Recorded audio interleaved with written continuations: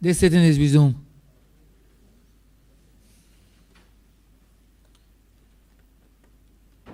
Our member for St. James South.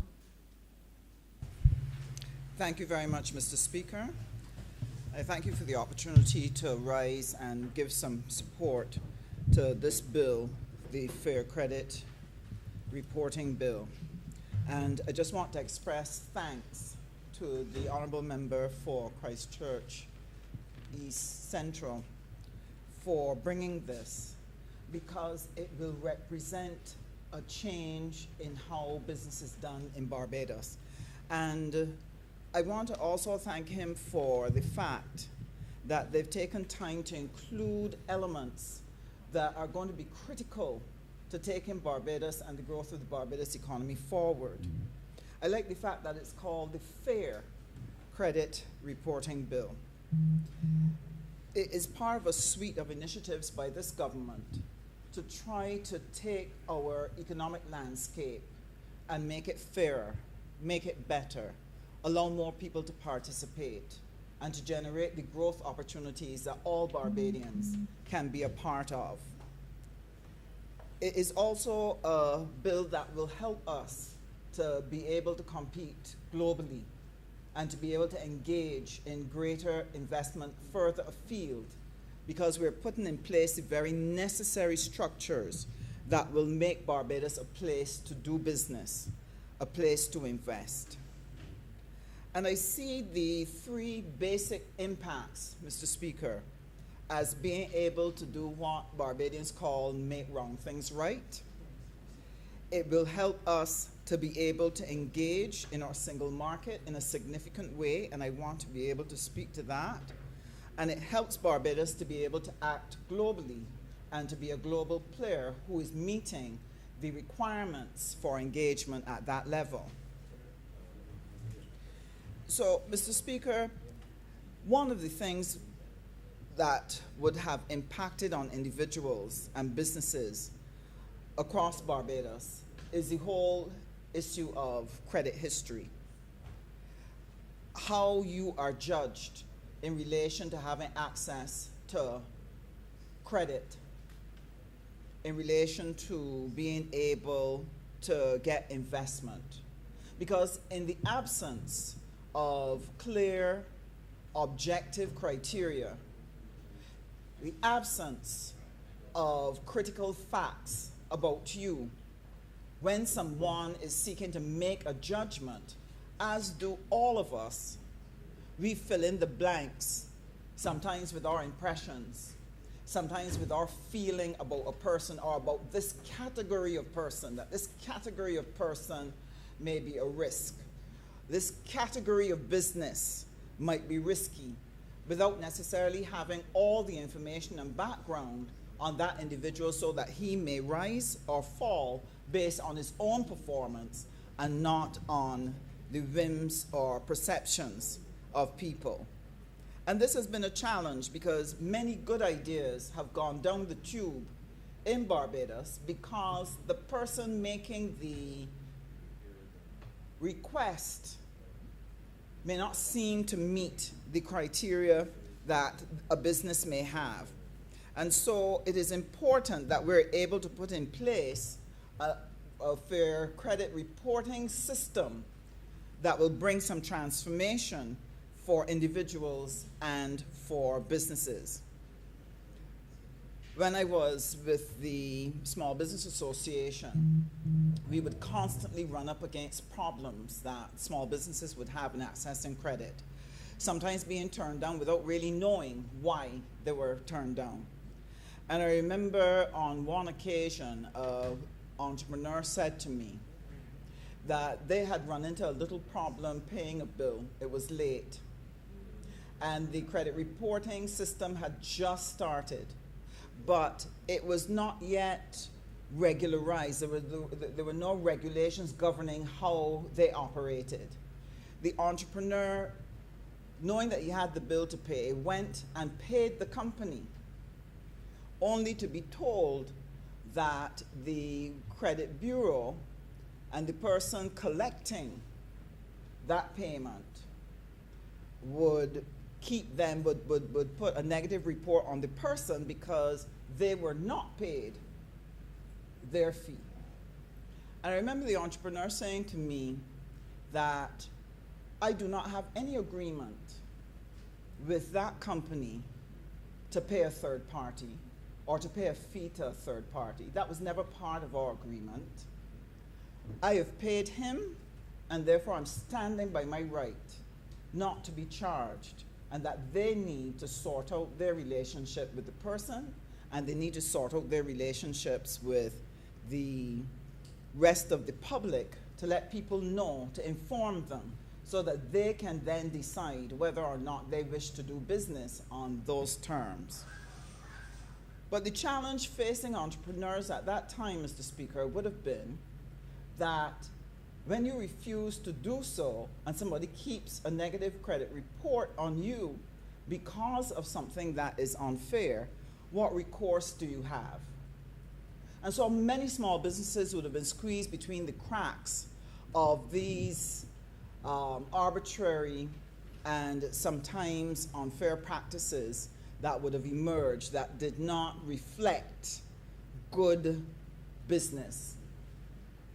And this can be detrimental to an organization, to a company, to an individual. And that is why I deeply appreciate what the Fair Credit Reporting Program offers to individuals and to businesses in this country. Because it says, first of all, that the person must consent to have their data used. They have to consent to their data being shared. They have to be able to identify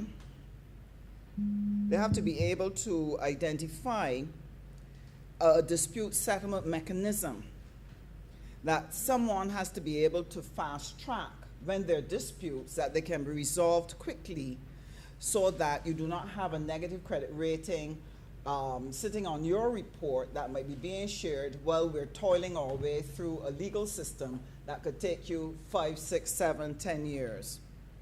And therefore, I truly welcome this. Having a yearly free report also allows people to have an opportunity to see how they're being viewed in the public space and to do whatever is necessary to work towards improving their credit rating so that they can continue to do business, so that they can continue with their lives. Why? Because most activities that are of great significance really requires people to have access to credit. And therefore, anything that prevents you from accessing credit will shut you out from expansion of your business, getting a mortgage, getting a car, applying for a credit card, getting a credit account at a store in town. There's so many things that the individual can be halted on in their lives if they have a bad credit rating and that the credit bureau by its operations has not been fair. It also opens a lot of opportunity as well for individuals and businesses, because if you have a decent and fair credit report, it can open doors for you and open them quickly. What I appreciate about the bill as well is that where, for example, a negative credit rating is having substantial damage on a person's reputation or a business's reputation and will continue to have damage, and if in the view of the person they feel it is unjustified, they have a recourse. They can challenge it. The central bank can step in and do an assessment and bring a judgment that allows the right thing to be done between two unequal players. And therefore, balancing the power of the two unequal players is very important. And this is what I see in this particular Fair Credit Report. So I appreciate very much what it is going to do in relation to helping to right some of the wrong things that had occurred in times past and give people an opportunity to be able to live and survive and recover from negative things that may have occurred because of their fault or not their fault, but they still have a responsibility for it, and to be able to make some recovery and move forward. Now, one of my challenges with this type of legislation, and it comes from our experience as a nation with some of the anti-money laundering regulations and requirements and the know your customer and so on.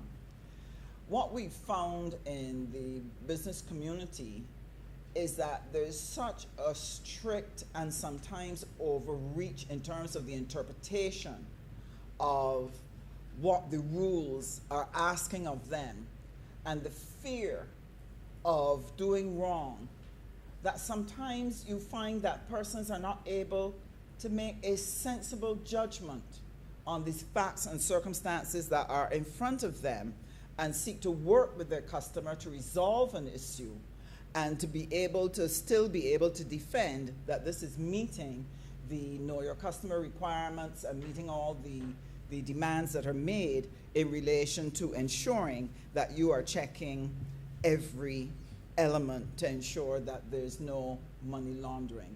And to give you an example, I'll never forget, someone was trying to open an account, and the person was asked by the staff person, who was just repeating questions that they were told to ask, what do you want the account for? Well, the person was so stunned. Well, there's only one thing I could want it for, to put money down on and to be able to get it off when I need it. You know, instead of asking the question, well, what activity will be generated that will bring money to this account?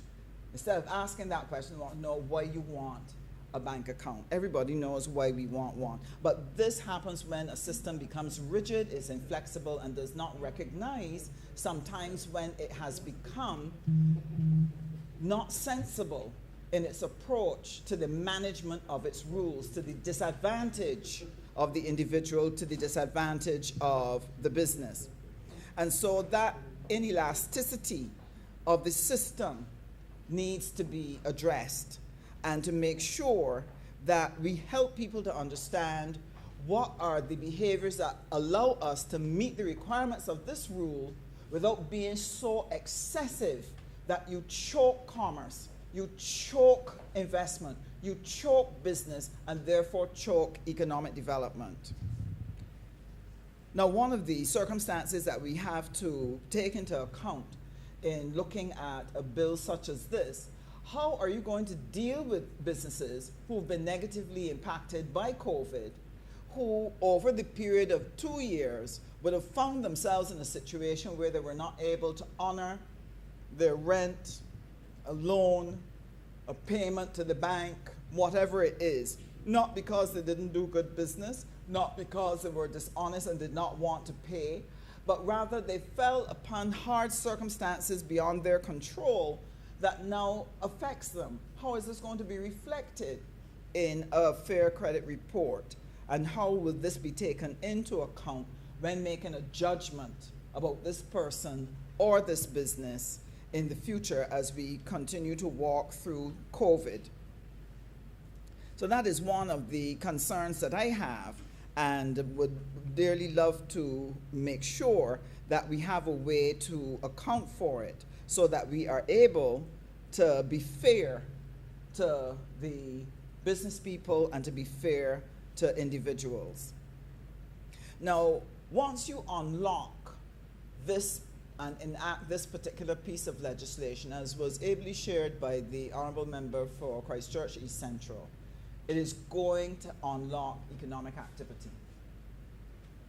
If you can get credit and assessment happening quickly, if the assessment and the information that is held in the credit report provides an officer with sure information by which they can make a judgment up against the conditions and terms set out by his or her firm, and they can make a safe judgment, they do not have to fear that at the end of the year, when they're doing an assessment of their performance as a loans officer or their performance in the credit card center, that they don't have a situation where a number of things have gone awry because there was faulty information or poor judgment by the officer. That's the thing that they will fear.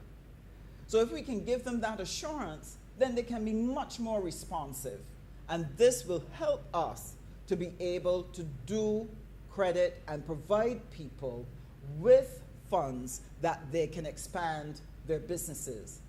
And this is important because many small businesses tend to be thin on working capital.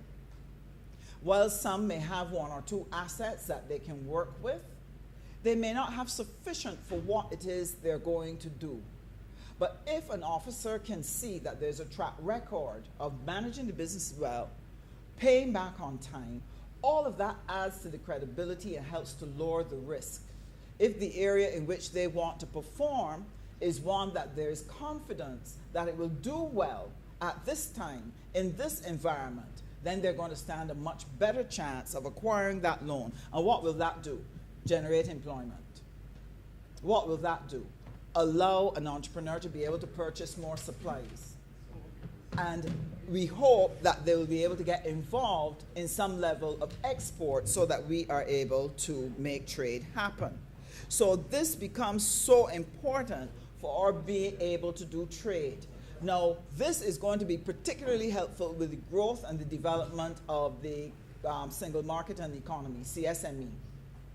This government has been working assiduously from the time we have come into office to seek to revive the CSME and to revive the engagement so that we're able to make strides in putting in place the instruments, putting in place the initiatives and the various services and systems that will allow commerce to happen across the Caribbean. It is important that we are able to register a business in Barbados and know that we don't have to go through the whole process again, all through the region, if we want to expand and open another place. It is important that you have a credit report, that if you wanted to be able to open something in another country, you wanted to do franchising, and this is one of the things we want to encourage our entrepreneurs to do, to start franchising the businesses that they have, because in Barbados you have some businesses that are doing very well and a franchise model will actually work. But if they're able to have a good credit rating and they're able to borrow from different places in the region because the lending institutions have that confidence in the credit report, this is going to make it easier for people to be able to access loans, access capital, that they can start businesses across the region, and it will strengthen the entire CSME network. One of the areas that CARICOM is paying special attention to is Guyana. And Guyana is looking forward to between $23 to $30 billion additional income coming from their oil. That is tremendous. So there's a tremendous boom going on in Guyana, and Barbados has to be a part of it. And I want to applaud the Chamber of Commerce. I want to applaud I believe they are called the Barbados Guyana Entrepreneurs Group. They have been working to be able to penetrate the Guyanese market by being able to go and see how they can sell services, how they can invest, how they can do joint ventures. Now, it's important that when people are doing joint ventures, that they have ease of access to the backgrounds of the persons that they are doing business with. The absence of fair credit reporting tends to limit people to doing business and joint ventures with people that they know. But that is a very limited circle, and it may not be the best decision at all. But if you have a fair credit reporting program that's not only here in Barbados but across the region, it makes it possible for people who did not grow up with each other, they didn't all go to Lodge School or to Commermere, that they're able to feel comfortable engaging in an investment initiative with each other because they have access to fair credit reporting and therefore can have the confidence to do business with each other. But right now we're limited very much to school ties. Seems to be a big thing among the males, especially, Mr. Speaker. I'm not quite sure why. We have to work out the psychology of that. Yeah, that too. That too. The other thing that is critical then is this prepares us for something even bigger. And that is to participate globally. I read with interest that Guyana has welcomed the Vice President of Ghana, and they've been in discussions looking at what kind of business opportunities can go on between the two countries. And there is tremendous interest in investing in Guyana.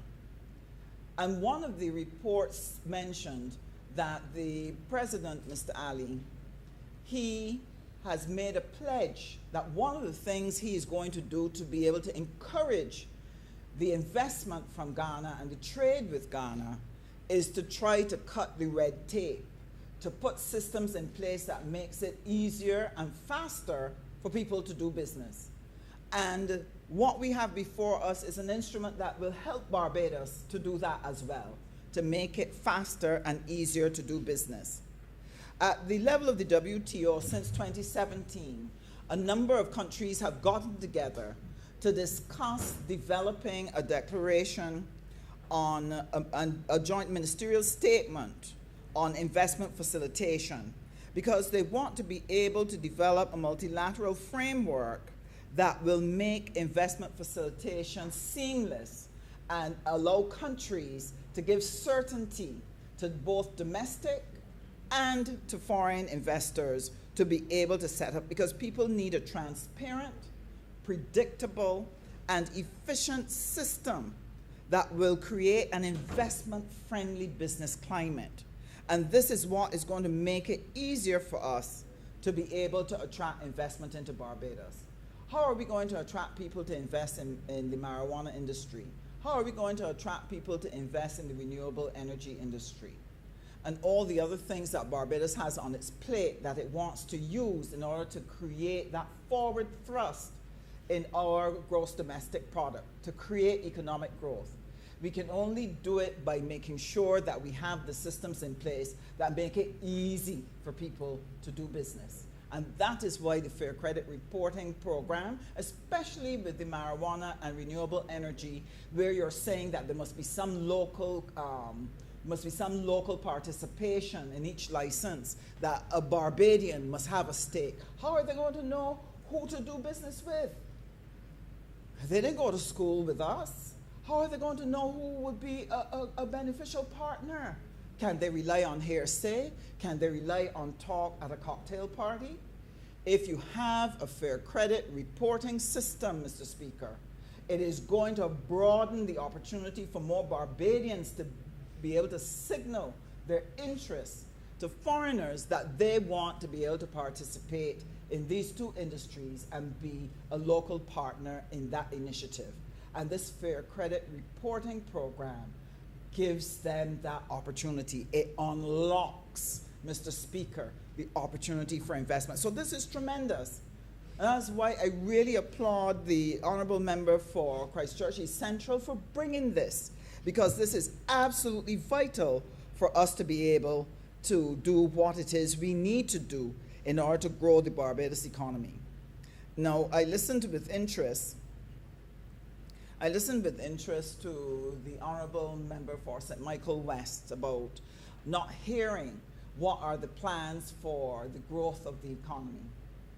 It's unfortunate because we have constantly come to this chamber and we've put initiatives, one after the other, that are designed to help us to build a robust and strong economy, while at the same time coping with COVID, coping with the fallout to the ordinary citizen who needs support to be able to put food on the table.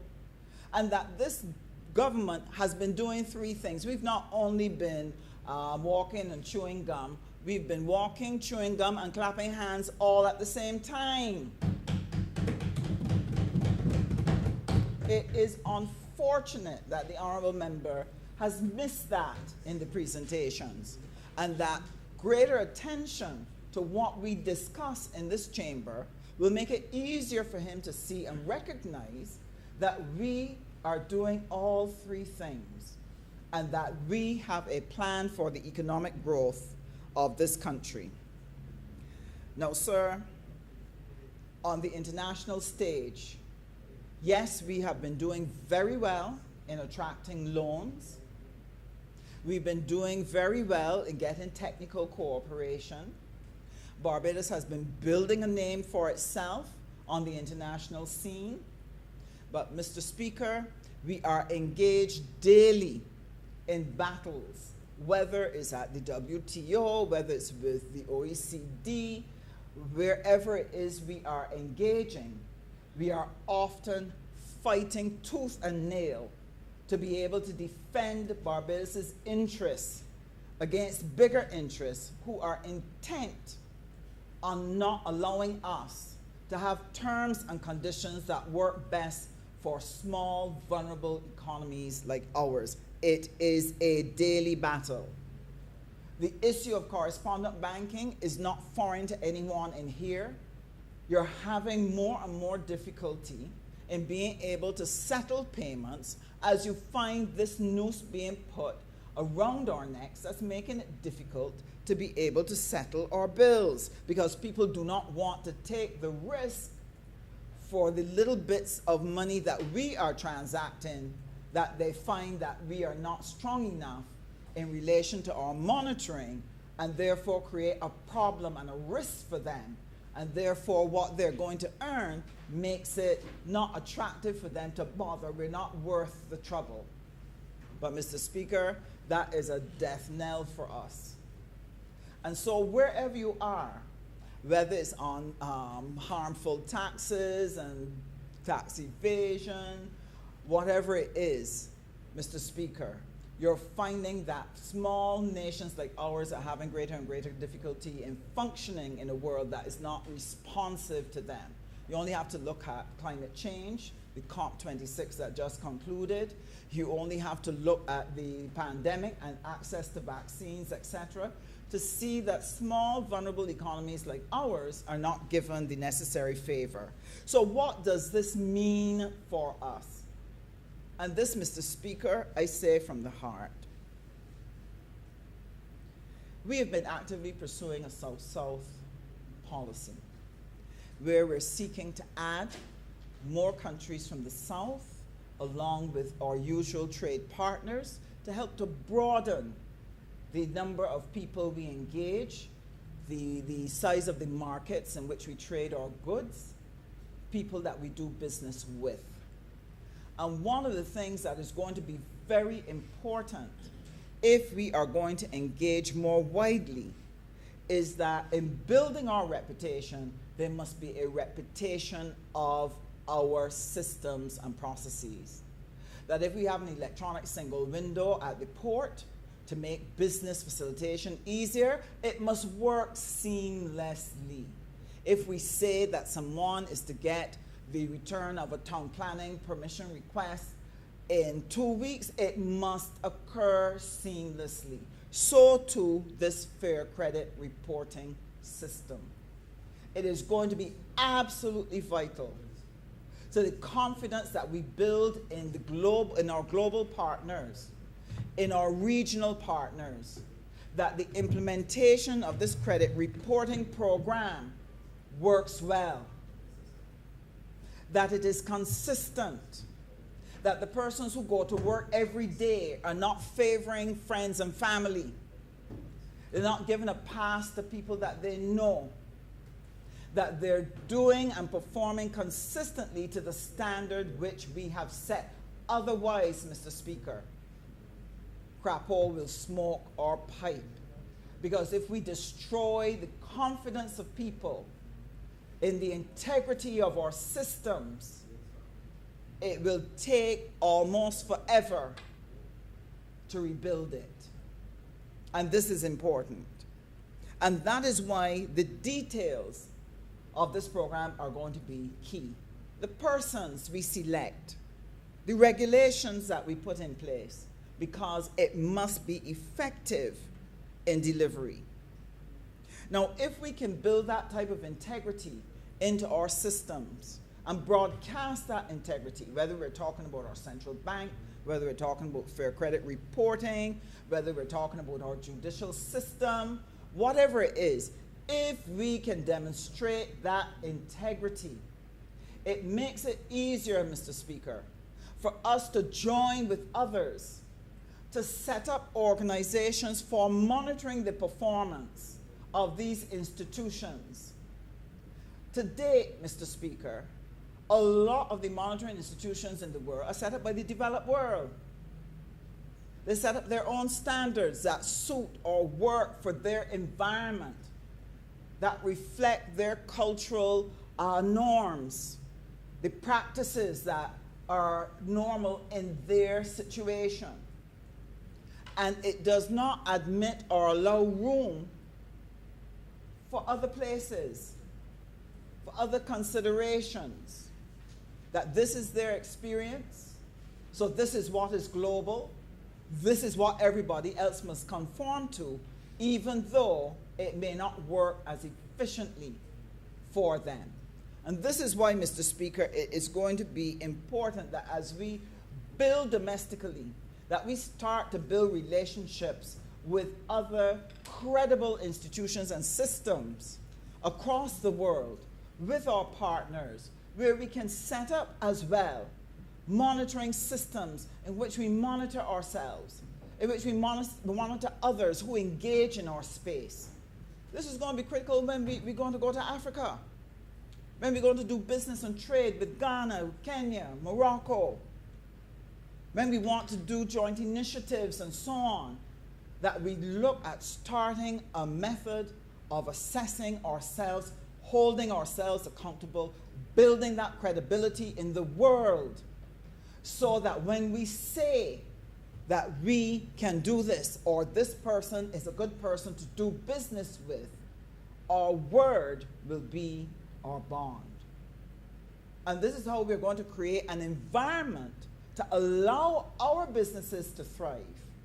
Because while we're fair, while we're consistent, while we are strict, you are going to organize it in such a way, Mr. Speaker, that it gives room, gives oxygen to your businesses to be able to actually do business and not to be strangled by terms and conditions that are impossible for them to meet and are not probably necessary for consistency or necessary for integrity or certainty in the system. We have suffered from this, whether it is SPS legislation, whether it is terms and conditions for entering, for trade, and so on, where people set the bar extremely high, and it's not necessary for certainty, but is able to act as a technical barrier to trade, to keep us out of those markets. I remember has 2 more minutes. And so, Mr. Speaker, I want to welcome this legislation. I am so pleased because as we continue to engage in the joint ministerial statement, when we look at investment facilitation, that when Barbados has to step up to the plate, we can proudly demonstrate that we've been making the necessary changes. Many countries are struggling right now to do the same. Recent trade news speaks about the fact that there are some countries where they're engaged in the digital technology, but their legislation and the provision of the systems to support it are not there. They're lagging behind. And that lag will act as a drag on their economic development. So I'm very proud, very glad that Barbados is bringing this, because this will help to speed up our growth and the opportunities for the ordinary Barbadian to be able to have access to credit. Mr. Speaker, I'm obliged to you.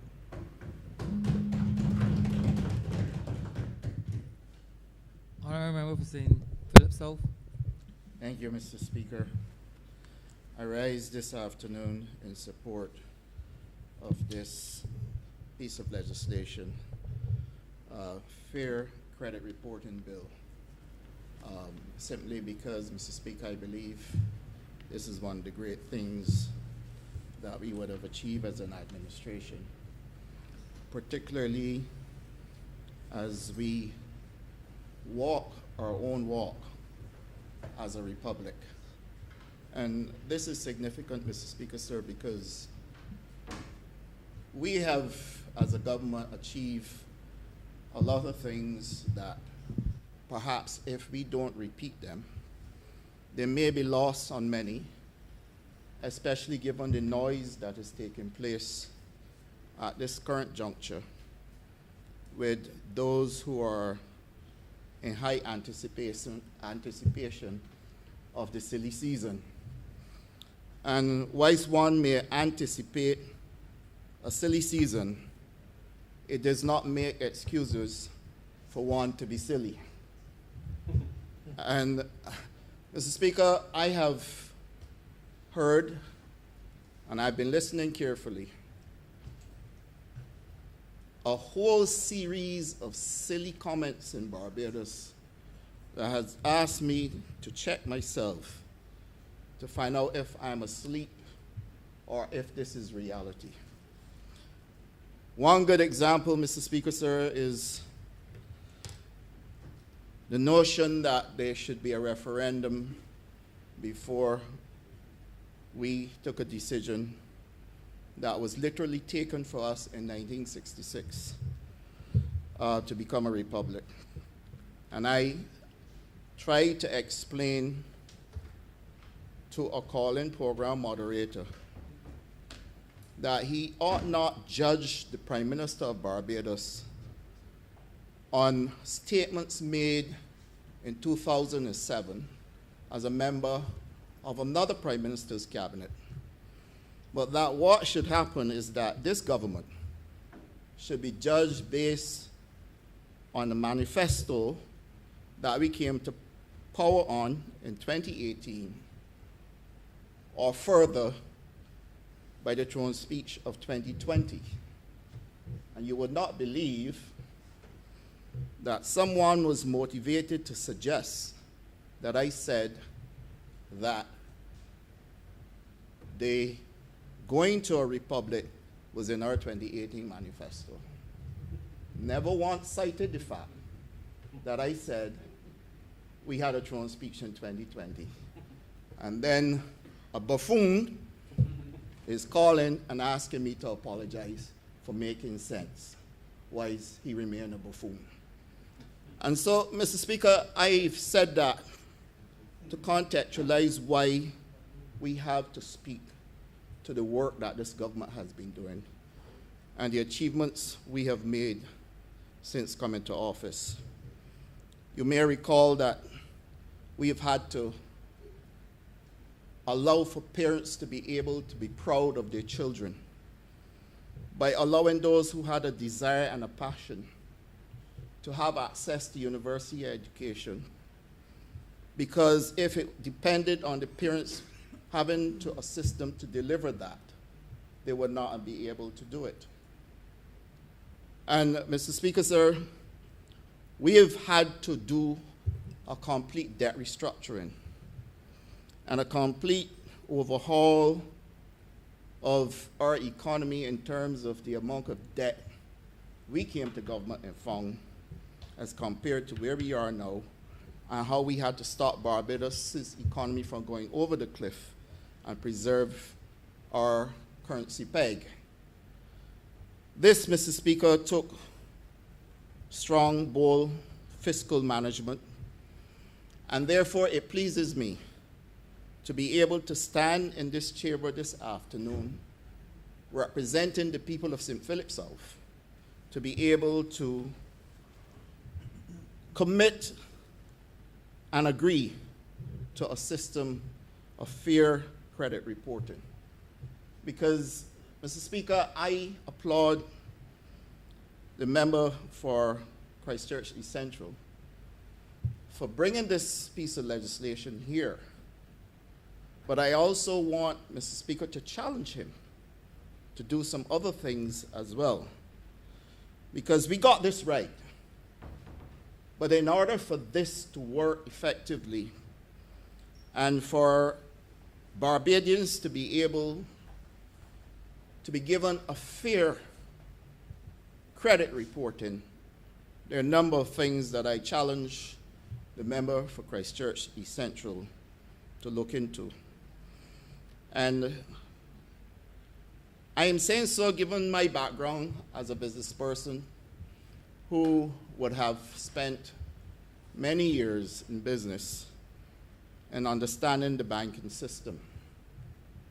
And I will be on record, Mr. Speaker, for drawing to the attention of this honorable chamber a number of things that we in a 21st century construct as a government must manage just as we did our debt restructuring and manage boldly. Credit and credit reporting must connect with one's credit history. And there are things that may influence one's credit history. And I am cognizant, Mr. Speaker, sir, that we have several Barbadians who, with the best of intentions, did not understand financial literacy. And therefore, because of that, they would have found themselves in a place where they ought not to be, simply because of a lack of a robust system that helps to deliver Barbadians with financial literacy. And the fact that the honorable member for St. George South had already started the work for a Financial Literacy Bureau, which will be continued by the honorable member for St. James Central, tells me that we are continuing to do the work that is required of us as a republic. Well, Mr. Speaker, this does not only reside with us as a government. I believe the financial services sector must play its part as well. And perhaps this is where the crux of my speech is anchored.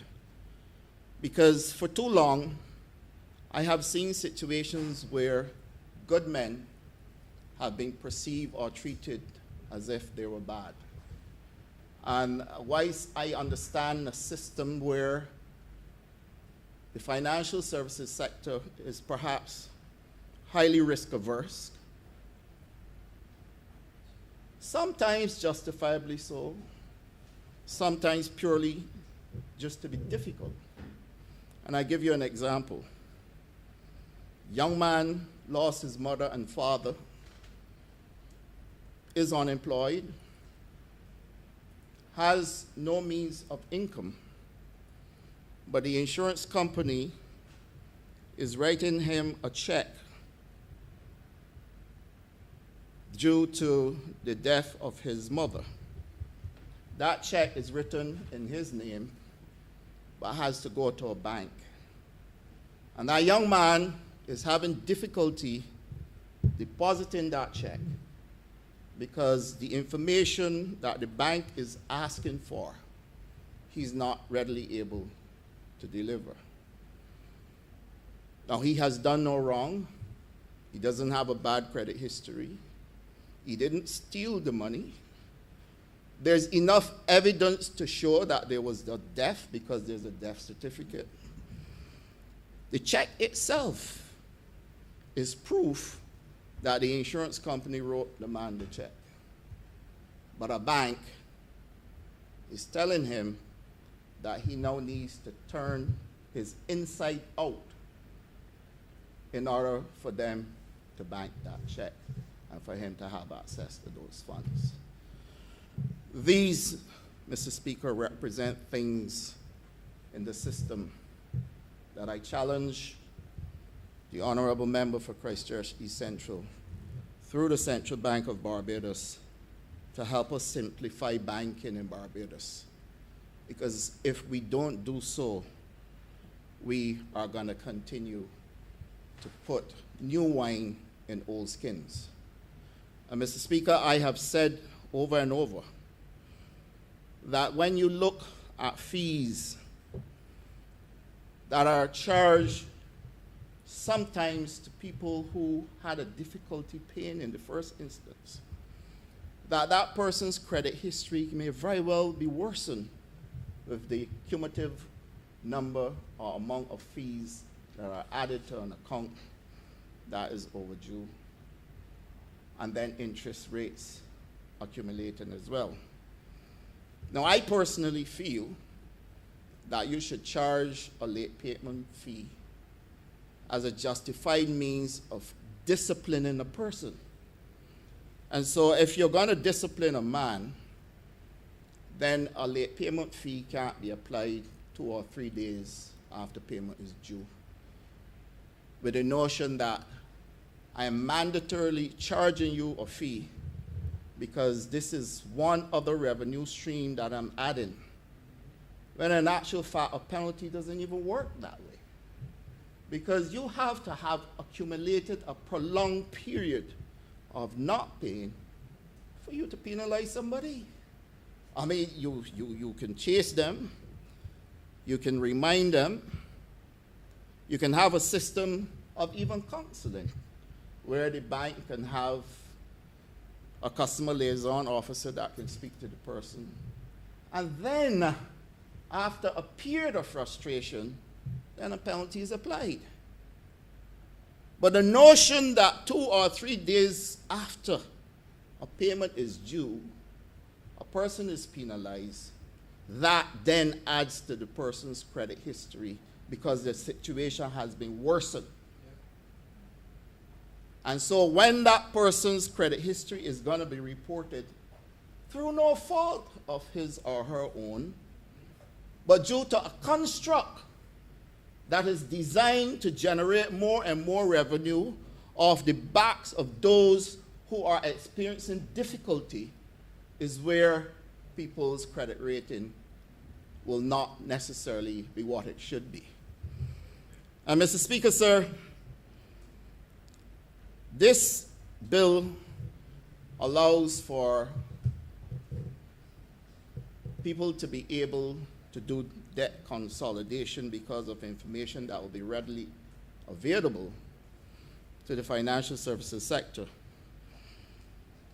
But Mr. Speaker, we have a problem with credit cards in Barbados. And whilst this may be a global phenomenon, Barbados is a republic. We call our own shots as we exist in this world. And Mr. Speaker, I am afraid that what is happening with credit cards in Barbados must be addressed.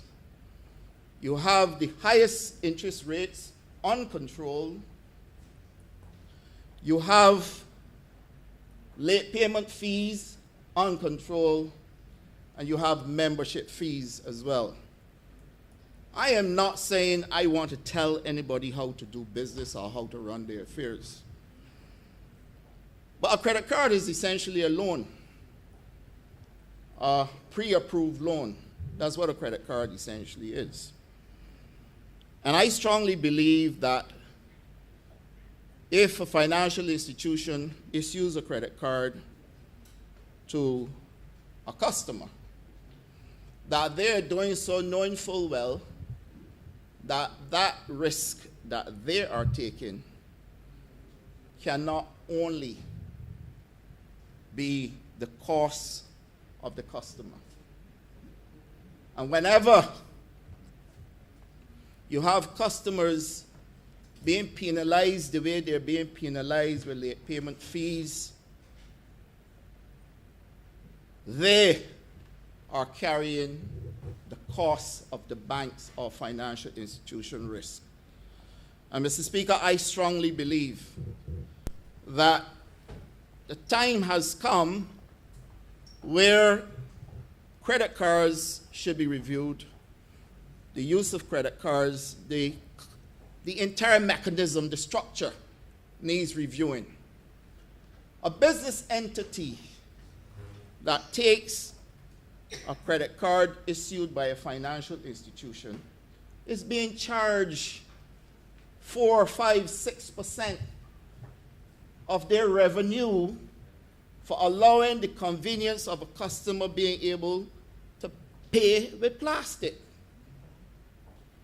And that charge, Mr. Speaker, sir, may very well be what is causing the company to lose money and cannot secure a profit at the end of a financial year.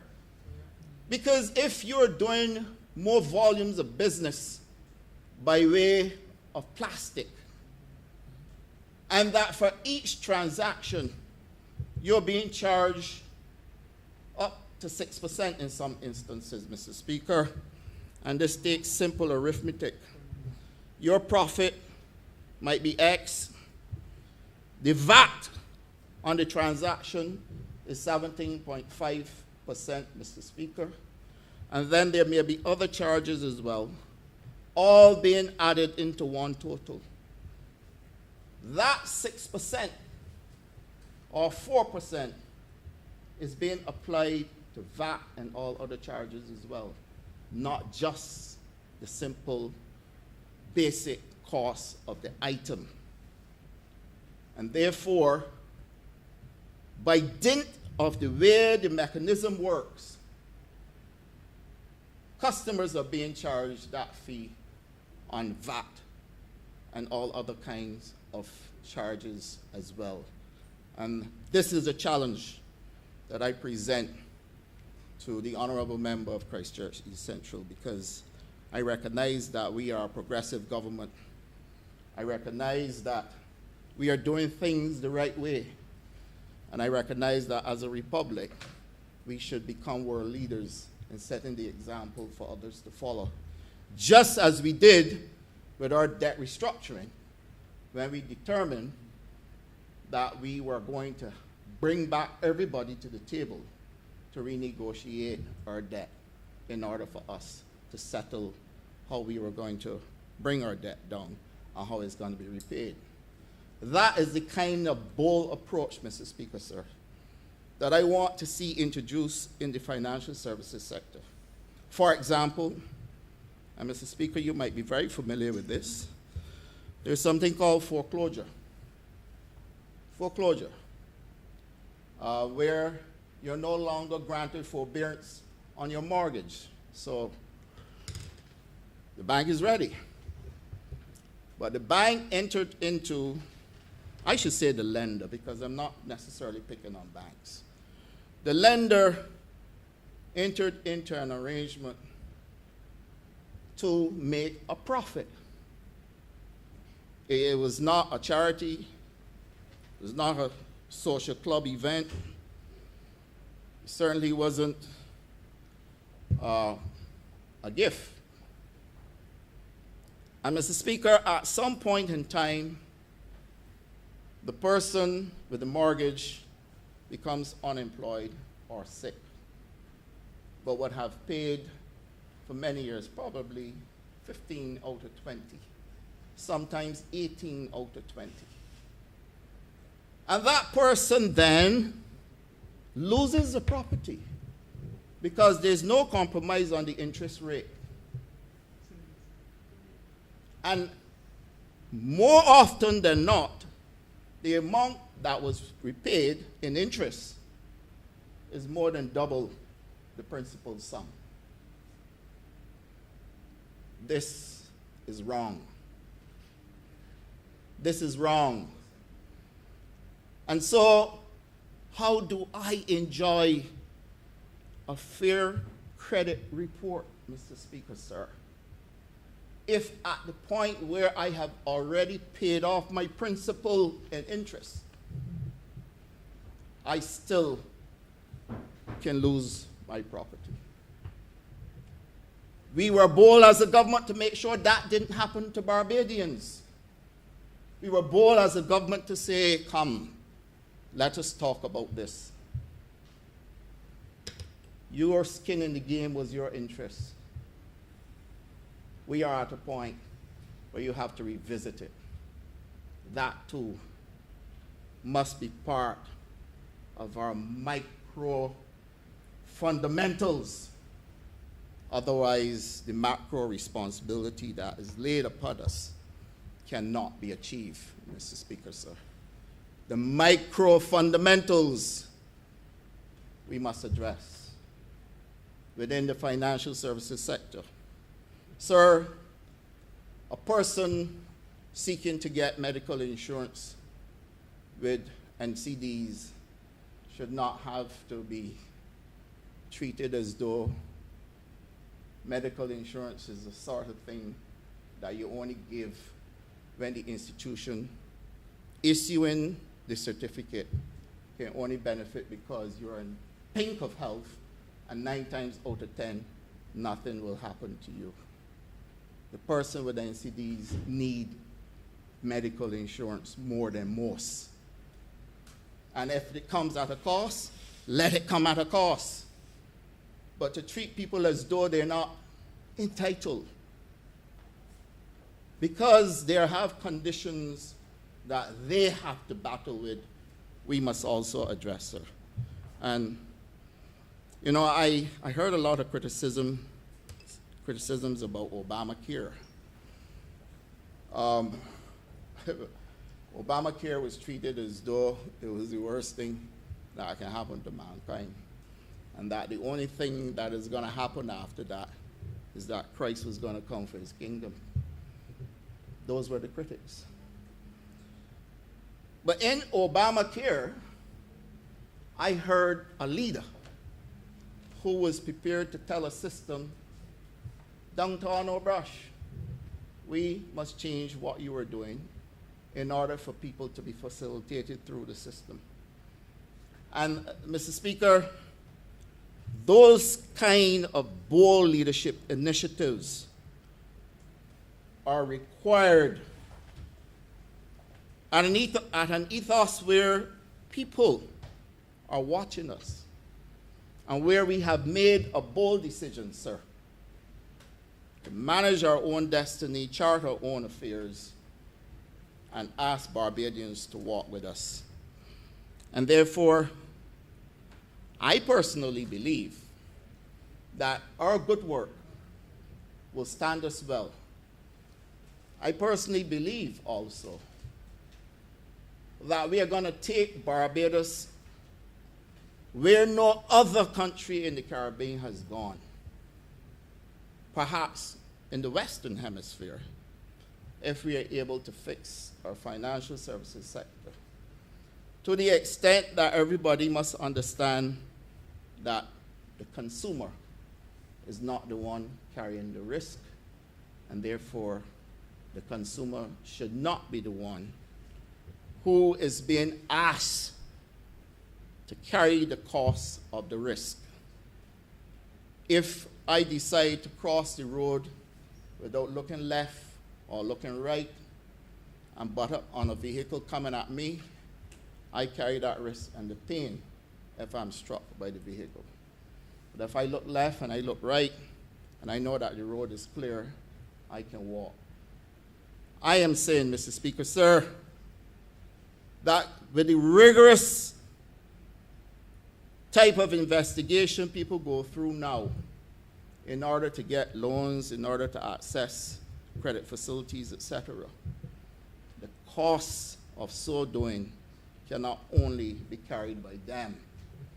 And therefore, Mr. Speaker, I am calling for another revolutionary piece of financial services sector, either by way of statute or some form of regulatory control, for us to be able to address issues as they relate to charges and fees, and how do we renegotiate loans and renegotiate mortgages so that people do not lose their investment because there's something called interest that must be taken care of before principal. And so, Mr. Speaker, if we fix that and we fix the credit cards that I consider to be just way above bearable, then I feel strongly that you would find more Barbadians would have better credit rating and would enjoy a fair credit report as this bill is intended to achieve. And so, Mr. Speaker, I'm obliged to you, and I thank you for allowing me to make this contribution.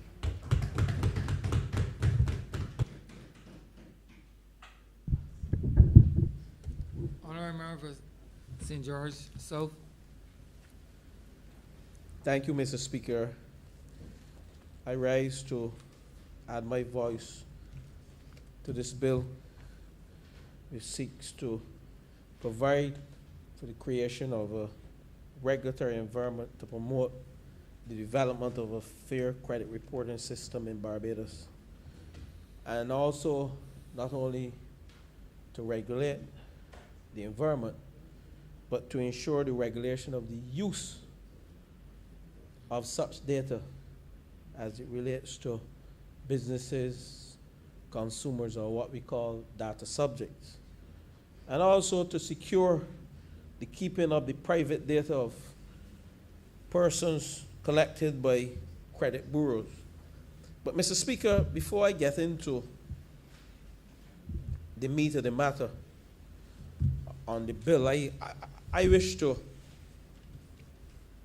speak briefly on the work of this government as it relates to, all intertwined with the bill, as it relates to improving the ease of doing business as a government. And Mr. Speaker, let us not forget this government came to office in the year 2018.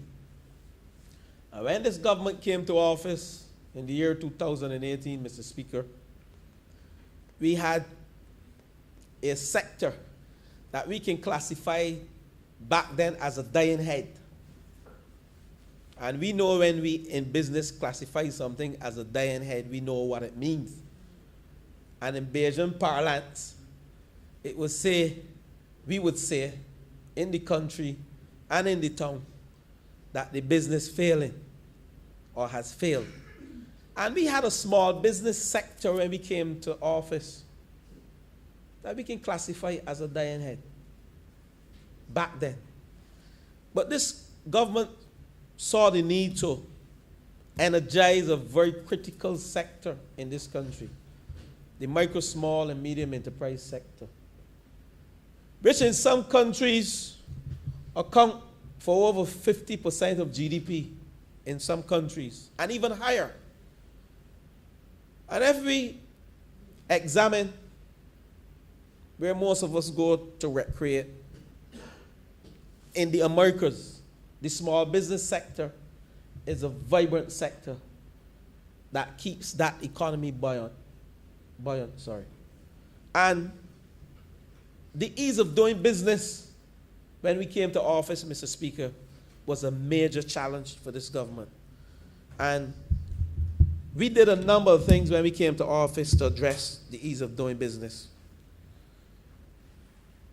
The commercial court was established. And Mr. Speaker, the commercial court was established with a view that commercial disputes should be settled within a short space of time. We know we presided over, prior to 2018, a number of businesses, as a result of stagnation in that sector, the commercial court sector, a number of businesses went out of operation. And I can call a number of them because in my former role as minister in 2018, I saw it within that key ministry of small business, entrepreneurship, and commerce. So the commercial court was established.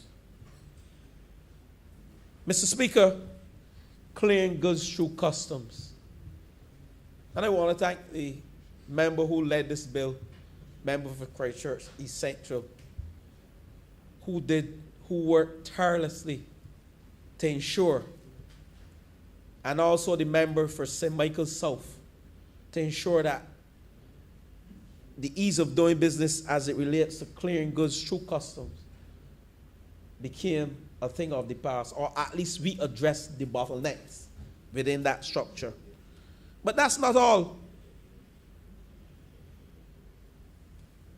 Obtaining police certificate of character, this too was addressed, because this impacted several businesses in a negative way. And we can go on some of the challenges that we face and some of the forward-thinking legislation and policy initiatives that we put in place to address, to ensure that the micro, small, and medium enterprise sector became one that persons were eager and willing to own their own business. And the whole entrepreneurship ethos, we begin to see a number of persons wanting to become entrepreneurs. To the point that school children in this country now, I know of a young boy who followed that ministry, and he's now at university pursuing a degree in management and entrepreneurship, because he was fascinated with the entrepreneurship ethos within this country. And that is no joke. But Mr. Speaker, this fair credit reporting bill is also one of the initiatives that we as a government have put in place to ensure good regulation of businesses, and that data accuracy, and not only accuracy, and availability to consumers, because I will speak a lot this afternoon on consumers and their rights. And when we talk about data subject in the actual bill, member for Christchurch, Essential, that is who we are speaking about. So, what is the purpose of a fair credit reporting bill? And when it is passed in the House, it becomes the Fair Credit Reporting Act, right? Member for Christchurch, Essential. What is the purpose of this? And, Mr. Speaker, it helps consumers to understand what action they can take with regards to information in their credit reports. Information is being gathered on consumers all the time. And Mr. Speaker, why does it matter how information about your credit is used? We came to office, and before answering that question, we came to office, Mr. Speaker, and we started the Trust Loan Unit, the Trust Loan Business Unit. And the member for Christchurch Essential spoke about that as well, and the member for St. Philip South, and also the member for St. James South. Because this is something that we have to beat our chests and say to our people, that within the year of starting the Trust Loan Unit, we opened or started over 4,000 small businesses in this country. Over 4,000 small businesses in this country. And we didn't only start the businesses, but we provided those businesses with $5,000 on a loan with a very small interest, nominal interest repayment. But more importantly, you never had to go through any cumbersome regulation to get the loan, because we wanted to ignite that critical sector that I believe in a few years to come, we will see the benefit of it to this country. Because when a country goes through a recession, and when a country is having its financial difficulties, you need a buoyant local economy. Because we can't control what happens outside of Barbados in the first world. So you need a buoyant local economy to give you a little buffer to ensure that we don't go back to those old days of printing money that we came from. And I see pundits talking about we are printing money. You know, red herrings they're trying to throw there so that people can say we are the same. But we can't compare ourselves to the last government or prior to 2018 at all. And I'm getting into the politics today. Because at the end of the day, the people of this country must understand that legislation such as the Fair Credit Reporting will benefit consumers in this country. And that is where I pitch. Because those businesses, those small businesses now can pick up a phone and call the credit bureaus and question their credit information. So when they go to the credit unions and the bank, and thank you, member for St. James South, you know, I respect you in this field. And in other fields too, as my colleague. You know, you spend a lot of time in this field and you also add value to me when I became Minister of Small Business, and I have to recognize that and let the people of St. James South know that they have someone who is value added in this cabinet. So when people down there talking foolishness, we can't put up with that.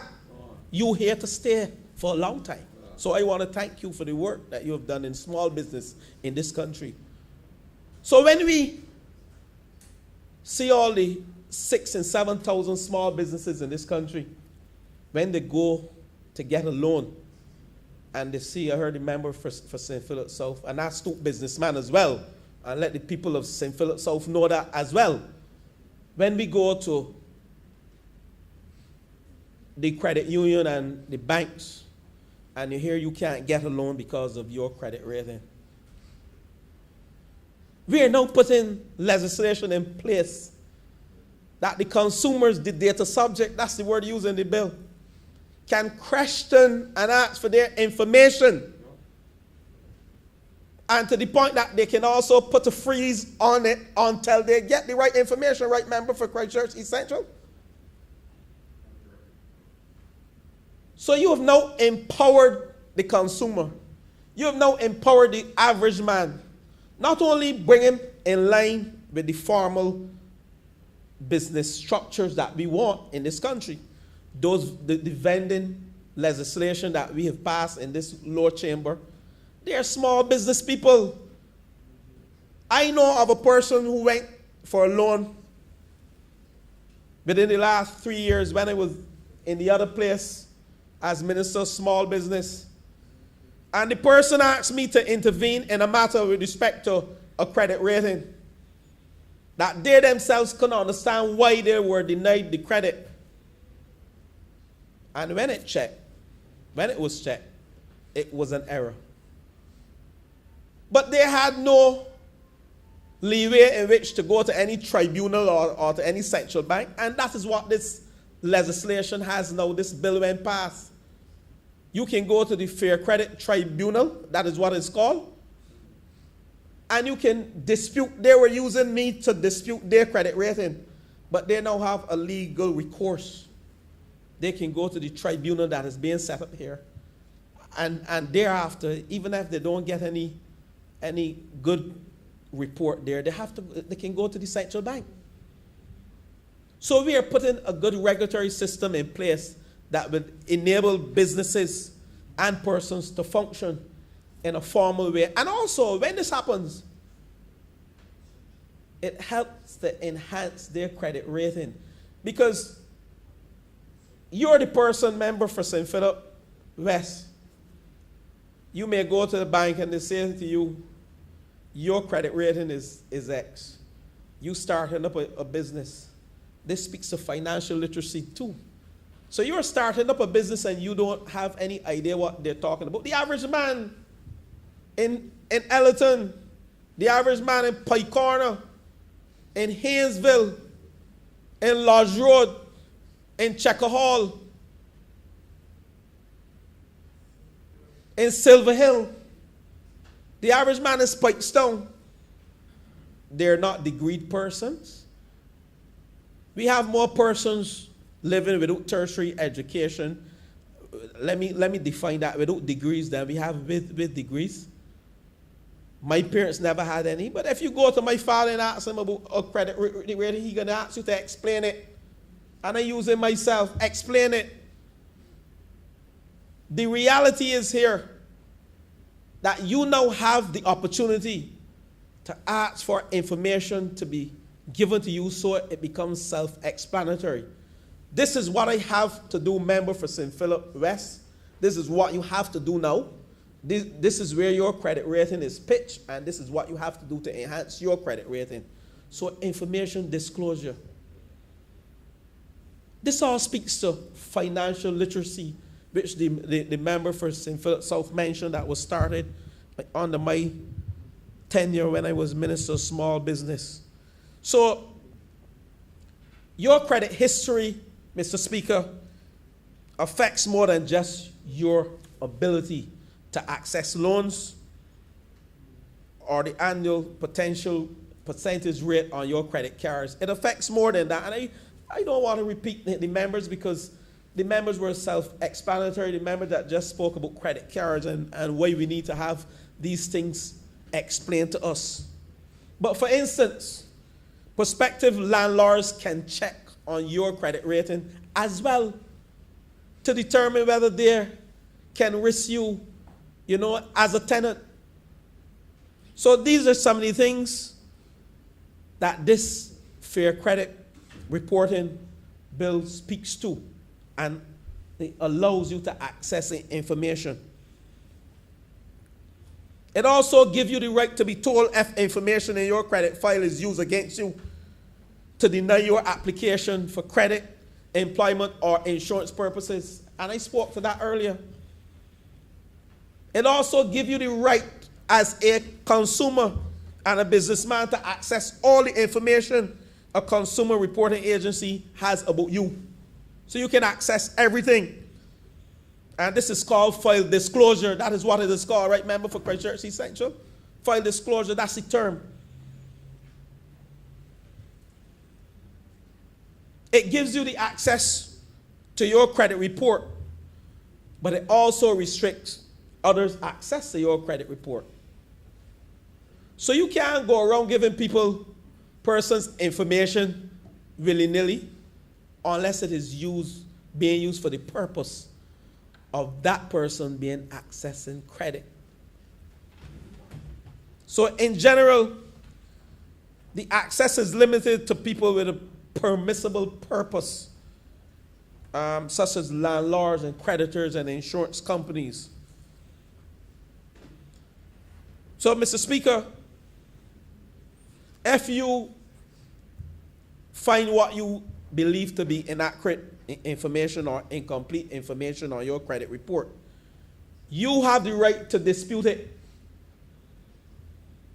So all this is speaking to, Mr. Speaker, this is speaking to empowering the small man, empowering our business sector, empowering our data subjects, which are the consumers. But the credit bureau then would contact the data furnisher to confirm whether the information is correct. So you have a high level of what we call transparency. And if the information is not correct, the credit bureau will either correct it or remove it within a certain time period. This has given not only the consumers, but businesses generally, insurance companies, this has given them a level of comfort as it relates to doing business in this country. It also, this Fair Credit Reporting Bill also gives you the right to put a security freeze on your credit report, which ensures that potential lenders cannot check your credit report without your first lifting the freeze or providing the specific lender with an access or with a report. And these are some of the things under Section 21 that is outlined in the Fair Credit Reporting Bill here. I sought to summarize the rights under the Fair Credit Reporting Bill. You must be told under this bill if your information in the file has been used against you. So anyone who uses a credit report or another type of consumer report to deny you application for credit or to take another adverse action against you, they must tell you under this bill. They must tell you, I must give you the name, the address, the telephone number of the agency. So this is real transparent here. This gives the small businessman the opportunity now to engage in good commerce in this country. Consumers are, I don't want to use the word protected, but consumers are given the right for freedom of information that belongs to them. And this is read in conjunction with the Data Protection Act. So you can't just take information and use it willy-nilly against John Doe or Indar Brown or Peter Lucy. You can't just take information and use it willy-nilly against them. You have the right to know what is in your file. You also have the right to ask for a credit score. Consumers, again, empowered. And you have the right to dispute incomplete or inaccurate information. And that is powerful. Consumer reporting agencies or credit bureaus must correct or delete inaccurate, incomplete, or unverifiable information under this act. So, Mr. Speaker, when we talk about improving or enhancing the ease of doing business, this has just entered the arsenal of legislative initiatives and the policy framework that this government continues to build out. And I say to you, Mr. Speaker, the micro, small, and medium enterprise sector is empowered now to take certain measures into their hand in terms of not only accessing information, but the use of information. And people will feel comfortable. People will feel that we have leveled the playing field. You know, when I use that term, certain people will get kind of annoyed. But this would help us level the playing field. These small businessmen and women, the data subjects, feel comfortable now to do business. But I want to go a bit further, because within this bill, this bill speaks to sharing of information across borders. And we know very well, Mr. Speaker, when we talk about the right of data subjects, we know very well, Mr. Speaker, that businesses in this country will grow, and we have articulated as a government that this 166 square miles alone cannot do it for us as it relates to doing business. That is why we have BIDC, Barbados Investment Development Corporation, that's it. BIDC. So we have to focus on an export trust in order to enhance our revenue generation from some of our businesses. And I heard the member for St. James South talk about businesses going to Africa, and she's well positioned to discuss these matters. Some of our deepening of our international relations with Africa, with Suriname, with most countries. That has given our businesses the opportunity now to engage in good commerce across borders. And what this bill has done for us is to give the businessmen and women, and also the other investors who will be watching to see whether they can invest in a business coming across borders, the right to have access to information as it relates to data subjects going across borders and engaging in good commerce. So if you tell me that this legislation, in addition to the vending legislation, is not one of the most powerful two pieces of legislation for small businesses, then you really don't understand where we are going as a government and where we want to position this country in terms of the level of GDP that we can generate, not only from small businesses, but from investment.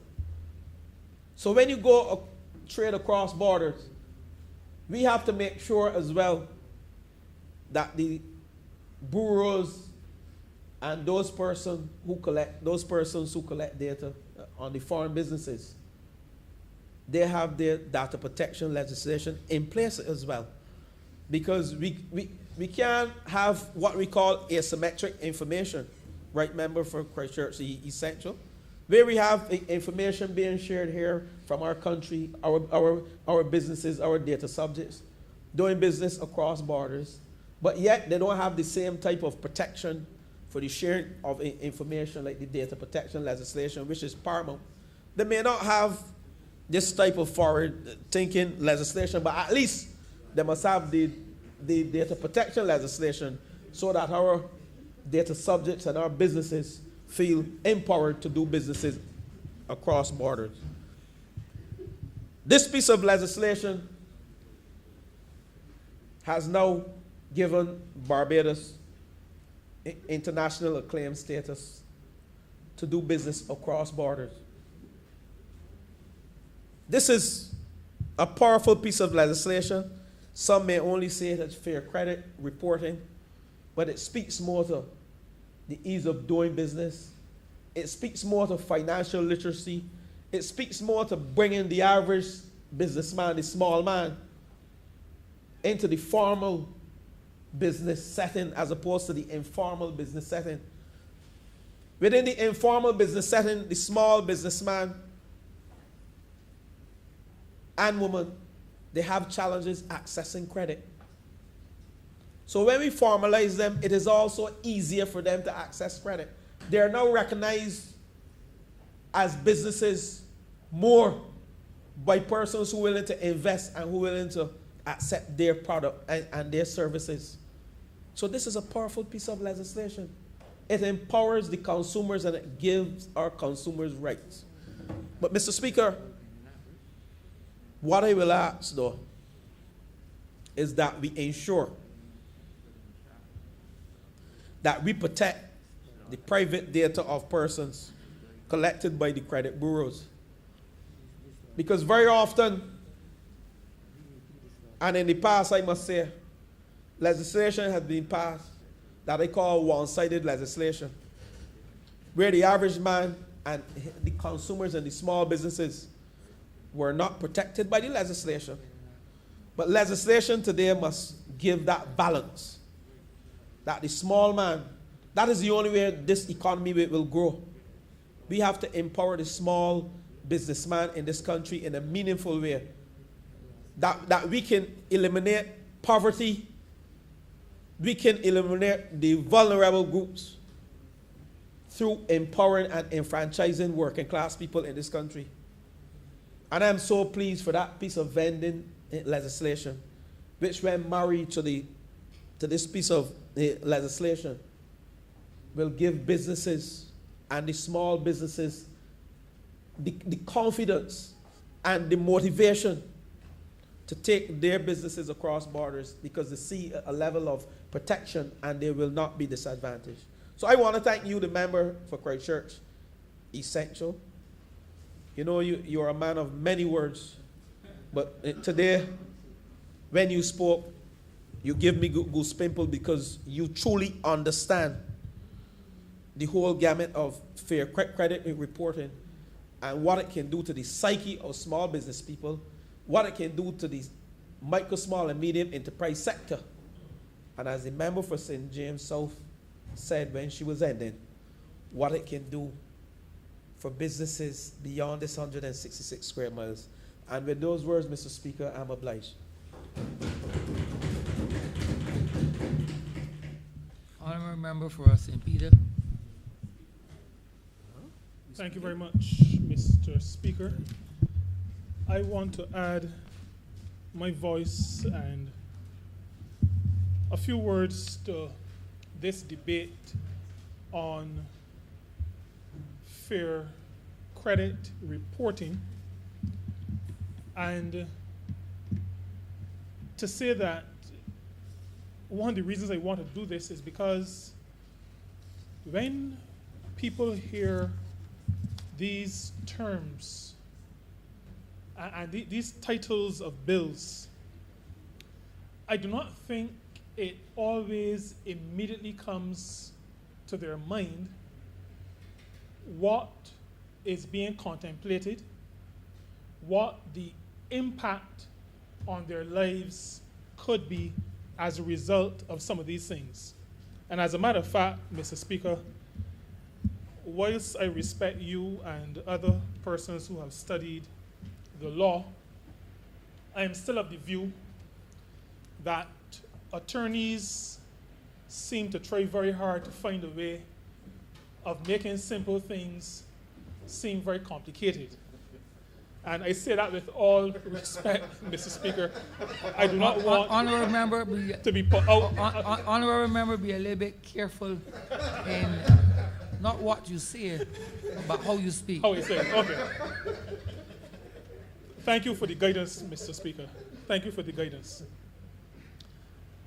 I do understand why sometimes what I said previously could be interpreted as being true.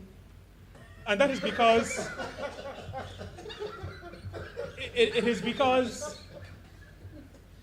in making sure that guidance is complete, is accurate, sometimes you have to add words, sometimes you have to phrase things in particular ways to make sure you cover the bases. And I understand why that is necessary, because it is fine when there's no issue. But when there's an issue, if what you've crafted ends up with a lot of loopholes that you didn't plug in the drafting. We call it lacuna. Lacuna. Lacuna in the law. Right. Lacuna are created because legislation is not properly crafted and drafted. But this Fair Credit Reporting Bill is one that impacts all of society. And I started the way I did because when I first heard the name, I myself wondered initially if it was a piece of legislation that really impacted everybody, until I understood what was being contemplated when we discussed it at the level of the cabinet. And I want to say that this bill is yet another step in this government's not just attempt, but action in developing our country, in developing its economic and financial architecture. I've said before that even though the Honourable Member for St. Michael West had given in previous contributions the impression that we were moving slowly, I am strongly of the view that in building out this architecture, that we have to do it step by step, because we have to make sure we are bringing along our people with us. In other words, we cannot bring 3 or 4 or 5 similar kinds of bills to this honorable chamber and expect that our people will immediately understand. If we ourselves, who have been charged by our constituents with representing them here, sometimes have to take a while to understand what the intent of these pieces of legislation are. If it takes us a while, then we must understand that we come from among people. If it takes us a while, it will also take them a while. And so I want to compliment again the Ministry of Finance, Economic Affairs and Investment, and in this case, the Honourable Member for Christchurch East Central, for continuing the process. And this is a process that we started immediately on assuming office. We are continuing the process of refining our institutions, refining our structures, refining those tools that will allow us to build a better nation.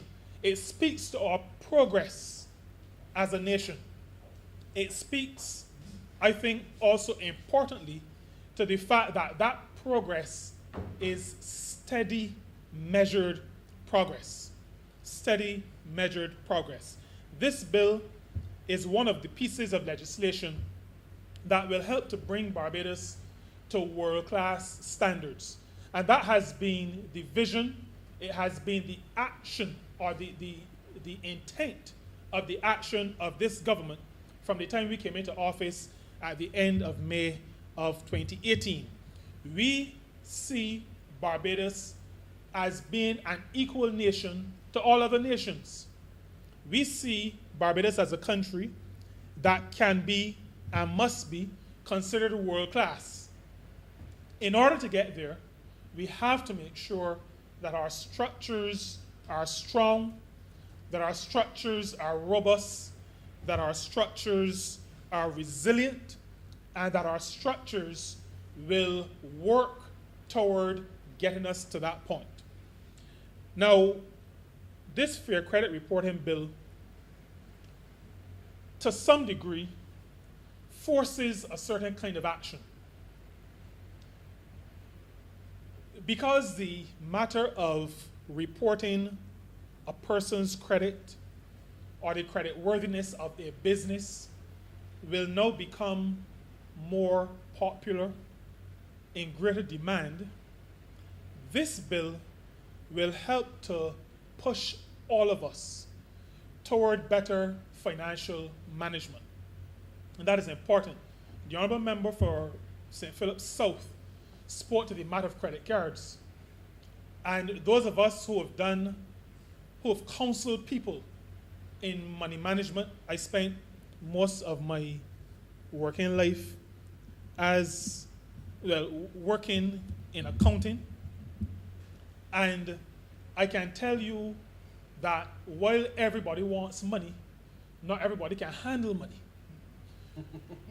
Fair credit reporting helps to drive us toward proper money management. And I believe that, and I heard the Honourable Member for Christchurch East Central says there's going to be a period of time for educating those who are going to be impacted.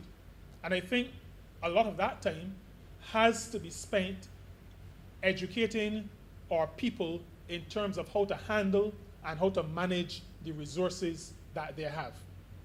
Because all of us have resources. We know the scripture where the person with 5 work and developed 5 more, the one with 2 did similar, got 2 more, but the one with 1 thought he had too little and did nothing with it. And so the idea of managing money, the idea of putting money to work, the idea of being able to work with what you have to achieve what you want to achieve is something that we have to spend some time working on. And so, Mr. Speaker, I want to submit to this Honourable Chamber and to the Honourable Member for Christchurch East Central that the education has to include not just the mechanics of this fair trading, what will become the Fair Credit Reporting Act, but it also has to include how people manage their resources. Things like record keeping. I've spoken to people, small business people, who, when I attempt to put their numbers together, attempt to prepare accounts for them, I ask for invoices. Well, Mr. Speaker, there are lots of people who go, and I remember one gentleman bought some spray for his crops, and I asked him for the bill. He told me, well, when he gets home, he pulls out everything out of his pocket, and what is not money or kerchief, he throws in the garbage. Now, that is how a lot of people attempt to manage businesses, not understanding, maybe not recognizing the value of record keeping. And when I heard the Honourable Member for Christchurch East Central speak to checking to make sure that what is supposed to go to this institution goes there, and what is supposed to go to this other one goes there. We have to inculcate in all of us the necessity to pay attention to the management of resources. And so that there has to be an intentionality about what we do. Record keeping, managing our money, managing our funds, our resources. These are things that we need to educate ourselves about so that our credit score does not become something that we fear, that we don't want to know what it says, but we ought to get to the point where we are confident that whatever is being shared about us in terms of our credit score, our credit rating, is one that reflects the good, prudent management that we have been exercising as we do our daily business. And on the matter of business, Mr. Speaker, it is important that businesses of all sizes succeed. Now, I speak to resource management as an integral part of how individuals manage. It is also an integral part of how businesses manage. Businesses of all sizes, small businesses, micro businesses, large businesses. If we are to grow as a country, if our country is to develop, if we are to be able to provide opportunities for income generation to our people, our workers, then businesses have to be successful. They have to grow. And the position that this fair credit reporting legislation will put us in will be one of those drivers that helps businesses to develop. And from my perspective, Mr. Speaker, as the minister responsible for labor, I am happy for this piece of proposed legislation because I see it as building a culture of good business management. I see it as building, through that culture,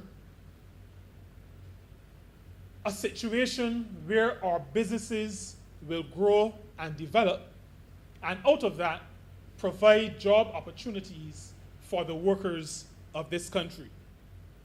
Our people need work, they need decent work, and they need good, strong organizations to provide some of those opportunities. We've said that we don't expect all of our people, indeed we don't want all of our people to work for somebody else, but if you're going to be working for yourself, then there's also the need to make sure that you're managing your resources well. And so we would want our businesses to grow, to thrive, and to present and provide decent opportunities for our workers. Those decent opportunities will be opportunities in an organization that is doing well in terms of how it manages its finances. But, Mr. Speaker, those opportunities will also be opportunities in organizations that treat their workers properly. Opportunities in organizations where people are not abused, where people are not discriminated against, where people are treated as human beings and part of the structure of building a profitable business. And out of that, being able to share in the results of their hard work. And I say that because too often business organizations have a very narrow focus on the bottom line. That is the term we hear all the time, the bottom line. The bottom line doesn't happen automatically. The bottom line, the result of good, prudent financial management, is often, I would dare say, always the result of people applying their minds to their work responsibilities and executing those responsibilities in a way that allows the business to flourish. Robots, machines, neither of them will help a business to spend its resources well. Handling resources is a result of people making good decisions. Those decisions, at least where artificial intelligence is at this point, must be the result of human activity, the working of a human brain and the decision-making process coming out of the frontal lobe. And so the people who will help the business to have a good credit rating have to be treated as people. They have to be respected, they have to be encouraged, they have to be trained. Good industrial relations must be the order of the day if an organization, particularly a business, is going to be effective. It must be the order of the day. I want to echo it was raised by the Honorable Member for Christchurch East Central, St. James South, and I think all Honorable Members who spoke. But the matter of this Fair Credit Reporting Bill playing a role in allowing our business people to move beyond our borders. Mr. Speaker, I do not feel that we can overstate the importance of that particular intention in this bill. 280,000 people in this country, even if you got to 300,000, I don't know what the ongoing census will say. This market is not enough to allow a medium-sized business to become a large business. We don't really have large businesses in this country. And our market will not allow for our businesses, many of which have significant potential, but this market will not allow for those businesses to become large businesses. We have to see the entire CARICOM region as our briar patch. We have to see it as our place. We have to see it as that space where we belong, where we can set up businesses, where we can engage and export. I use the word export because we're moving outside of Barbados, but I see CARICOM as one, so I don't even see it as exporting from Barbados. But we have to have a situation where our businesses can freely move through the Caribbean and establish. The revised treaty of Chaguaramas gives us the ability to establish. The CSME, under that treaty, gives us the right to establish. We need to make better use of those provisions. And being able to go to a country, to leave here, to go to St. Kitts, St. Nevis, and for a financial institution there to be able to access my credit information and to access it in a situation where they know they can rely on the information, that it is not information pulled from somewhere, but that it is good information regulated by the Central Bank of Barbados, that allows the financial institution to extend credit to me so that I can make use of the provisions in CSME and establish some place outside of Barbados. Therefore, realizing my dream to grow my business. This Fair Credit Reporting Bill will allow for that mobility of enterprise so that across the Caribbean, we can share the Bajan way. We can share Bajan products. We can become true citizens and builders of our Caribbean civilization. There are a number of protections that are important. And again, I know that this will be the subject of the education that will take place between the passage of this bill and its coming into effect. But these protections are important. They're important to me. They're important to people in Rose Hill and all across St. Peter. Because we live in a small society. And even though sometimes, and this happens to me pretty often, you see somebody that you haven't seen since you left school, since you all left school. And so the first question you ask is, have you been overseas? Have you been living overseas? And the person tells you, no, I've been in Barbados all these years. And you say, but I haven't seen you probably about 20 or 30 years. We sometimes feel that Barbados is big. But Barbados is small. And people's business gets put all over the place really quickly in this country. And the protection of persons' information, I think, is very important, a very important inclusion in this bill. So that from my reading of the bill, your information is protected. It is going to be used only for the reasons established in the bill. And I think I also saw in the bill that information on your creditors, who your creditors are, will not be made public, will not be part of the report.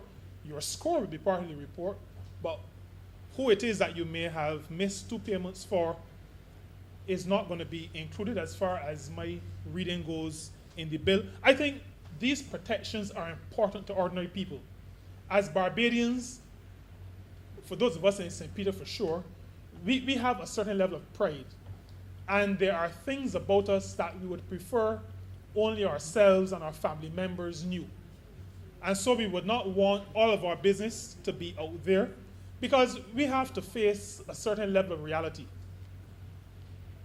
All of us go through difficult times. All of us, if we haven't already, will experience difficult times, challenges. There will be times when some of us will miss a payment or 2. That is the reality of life. It is important that that fact is not broadcast for the world to know. I do not want people to know if I miss 2 or 3 payments. Let me bear that burden. Let my family bear the burden. I want that information protected. This bill protects that information.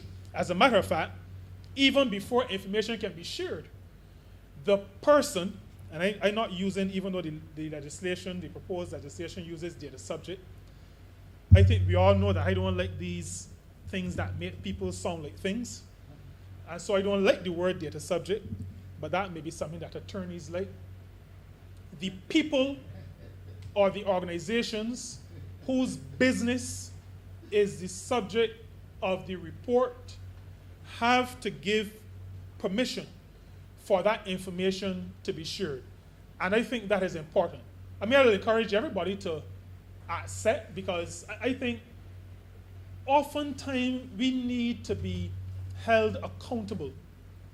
And while counselors will say to us, you should have maybe a buddy system to hold yourself accountable, sometimes we need pieces of legislation that will help to hold us accountable. And so the consent has to be given before information can be shared. I also am happy that the consumer is entitled to be made aware of the information that is being shared.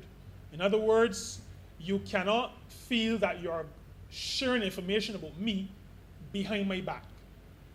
I am in a position where I can demand to know what Peter Lucy is sharing with whoever else. I need to be in a position to be able to demand that information, I'll call him Peter. I need to be in a position to be able to know what information is being shared. I also like the provision for the information for credit rating to be given annually. And what I would want, and I did not ask this question before, I would want maybe the Honorable Member for Christchurch East Central to share if the agencies that are licensed under, that will be licensed under this legislation, if the annual report is one that has to be shared automatically, or if it is that the person or the organization will have to request it. And the reason why you raise that is because I would really prefer if the information, particularly where a licensed organization has shared information on a person or an organization, I believe that information should be shared automatically. I say that because as individuals, we may not, at least initially, have the discipline to, on an annual basis, request that information.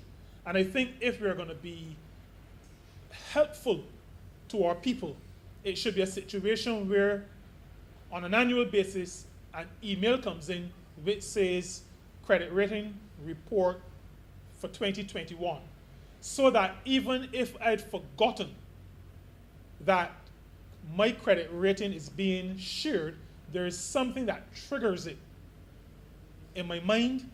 There is something that says to me, check to see where you are, check to see if, as we would say in the country, you have to pull up your socks. And I think that would be something that could be considered. I like the fact that there is an honest broker in all of this, because I believe that honest brokers are important, particularly in these kinds of pieces of legislation.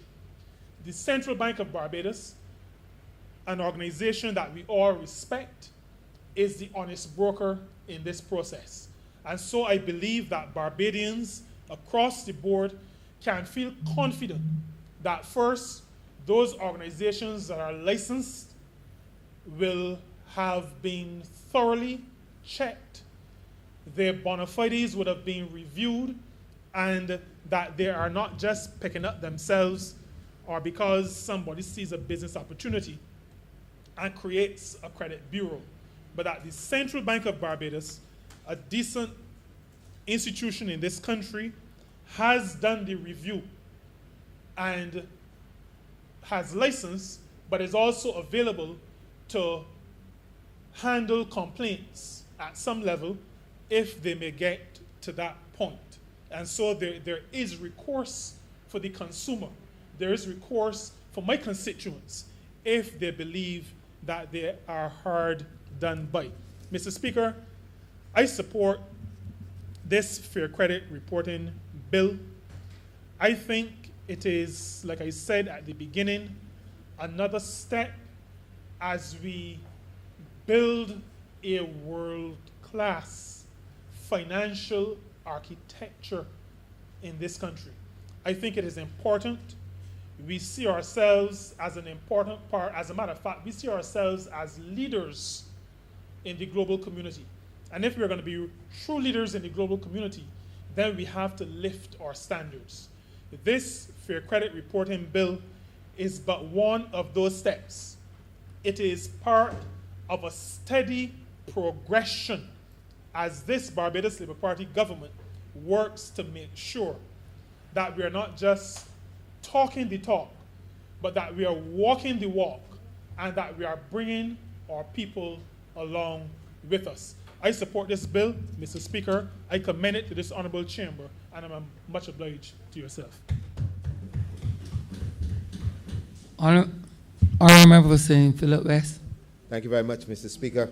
I shan't be long, but I think it is important that as a person who has been involved in what we term the creative economy and cultural industries and such, that I should put forward a view that oftentimes will go unnoticed when it comes to things like this. So we're talking about fair credit ratings and things like that. One of the problems that has always plagued the creatives in this country is that there's always been a bias towards them because of the work that they undertake and because of the situations that they find themselves in when it comes to things such as credit ratings. This also has made life very difficult for many of them to access even loans, to access even credit for things that they need in their everyday lives. And I think that with this particular piece of legislation coming into being, and also as mentioned earlier by some of my colleagues, the central bank being essentially involved in a lot of things, this may in some way encourage a number of my colleagues from that other life to begin to think about how they engage with their work and with all the financial institutions in a complete different way. And I'll explain what I mean. If you're working, let's say as a musician or visual artist or whoever else, and you're working sporadically within any part of the sectors or whatever, it is very likely that at some point in time, especially if you're considered to be at the bottom of the totem pole in terms of when people have to pay you, that you can find yourselves in a position not that you're not working and not that the money is not there, but getting paid becomes a problem. You can also find yourself in a position where it is difficult for you to pay your creditors. And it's not that, like I said before, you don't want to pay them, but because you're at the bottom of the totem pole, God forbid that anything happens within the sectors where you're working, you're the last person to be paid. And so this in itself forms a major problem within that sector, in particular with music and musicians and persons like that. And I speak from experience. I also speak from an experience where you have persons who carry the same name.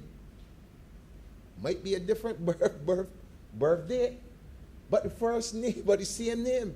And I've had, in my own experience, times where I have gone to do business and people ask me all sorts of strange questions.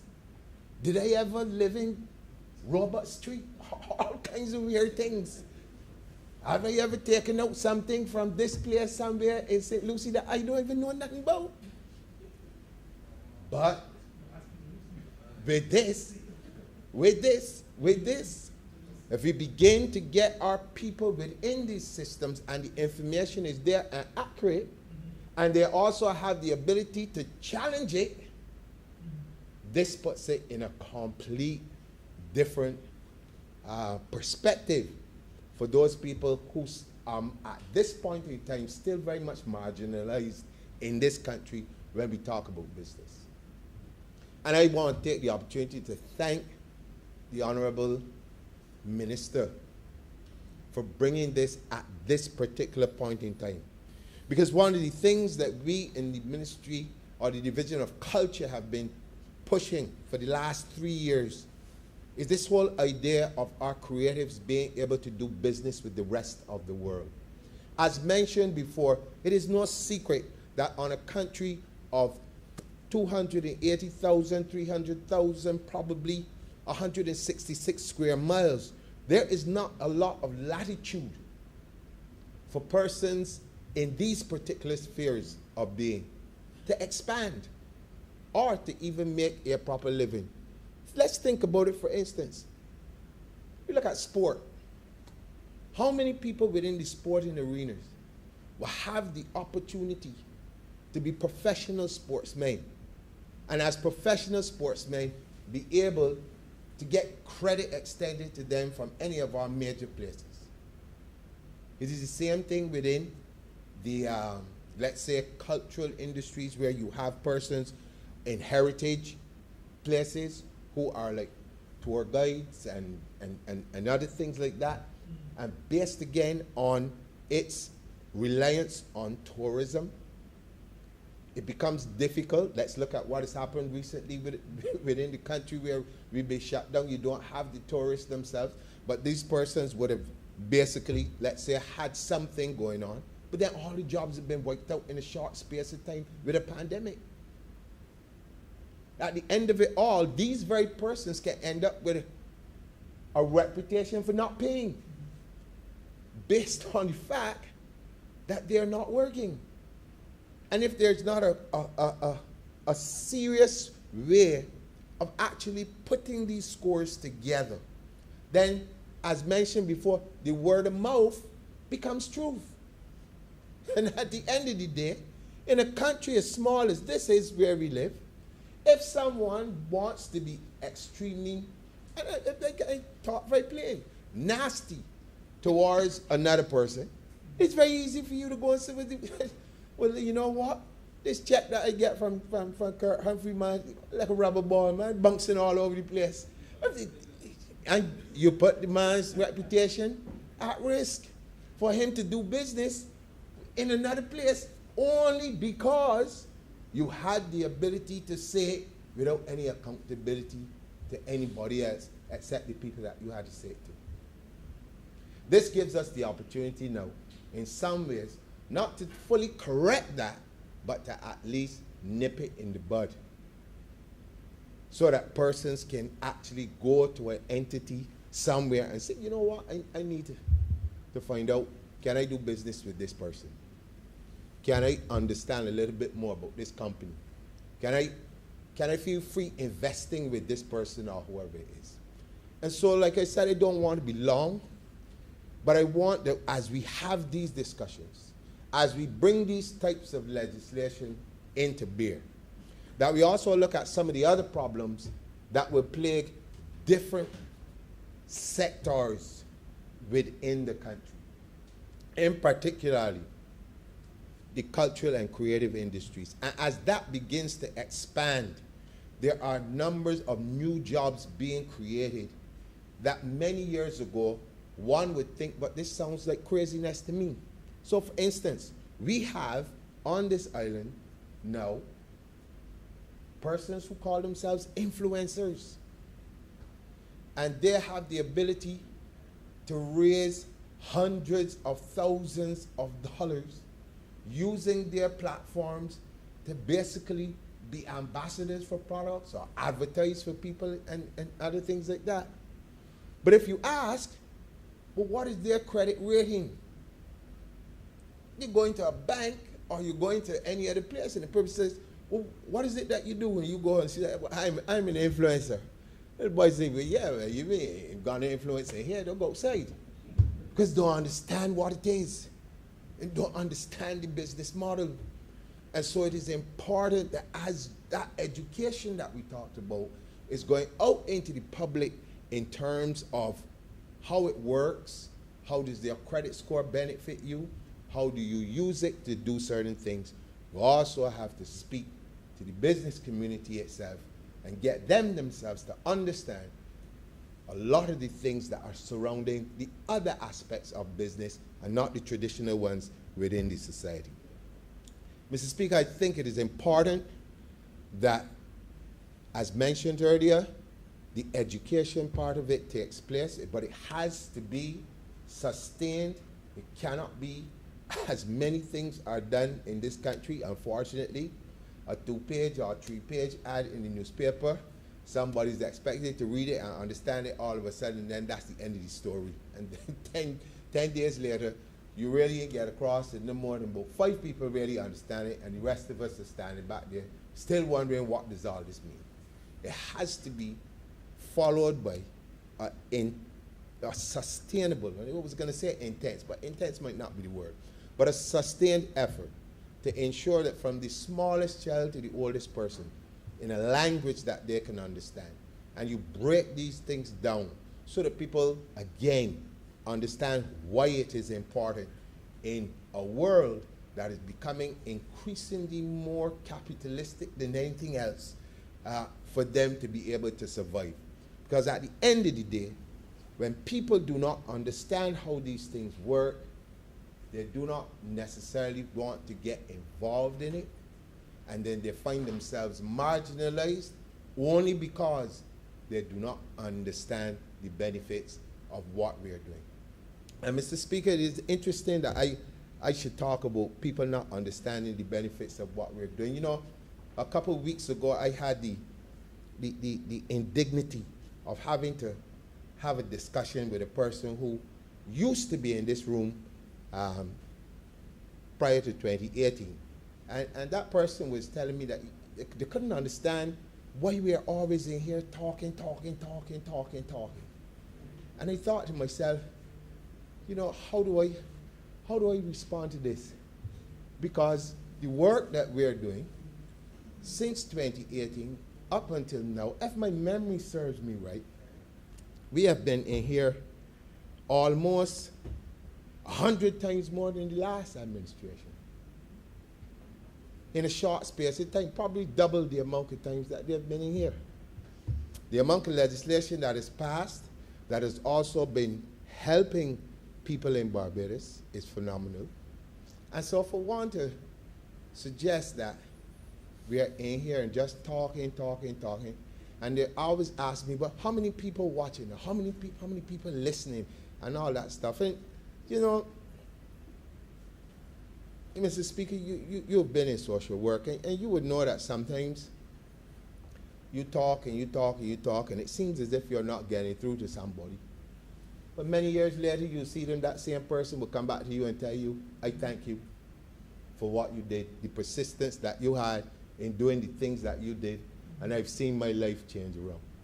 Let's view what we do in here almost every Tuesday as that, as being that thing that it's not sexy, it's not, you know, as people would like it to be in the old time days that they're always talking about, people cutting one another's throat and this kind of thing, and they figure that this is Parliament, this is what Parliament is all about. But no, what we're doing, bringing bills like this, is what Parliament is all about.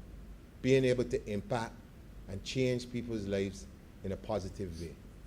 And I think that once we continue on this path, we continue to bring these bits and pieces of legislation that empower people to be the very best that they can be, that gives people the confidence to know that if you went to Timbuktu, if you went to Japan, if you went to anywhere, that a person could ask a little question about you and see a positive result and understand that, yes, I can do business with this person from Barbados because these people have their act together, or these people are, you know, managing, as was mentioned earlier, managing themselves and their monies and these things properly.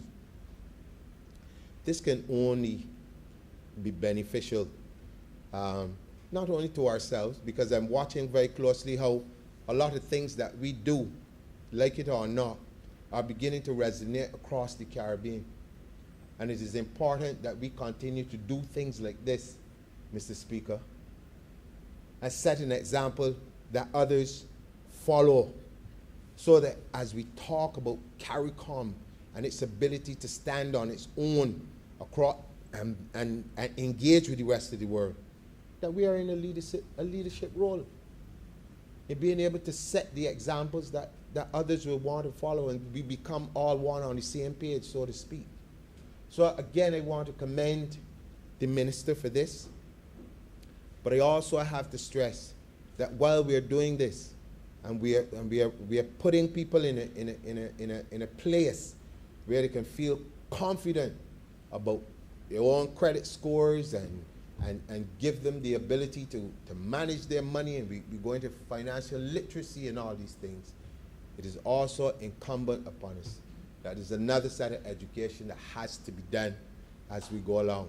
And that education is the education of the importance of all of us being able to support our creatives and our cultural people so that they too can have not only just a living and not only have a good credit score, but that they too can enjoy life at a level that is befitting of any citizen of this country.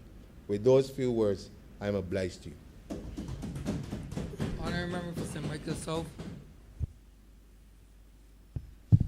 Thank you kindly, Mr. Speaker, sir. I, too, shall not be very long, I hope.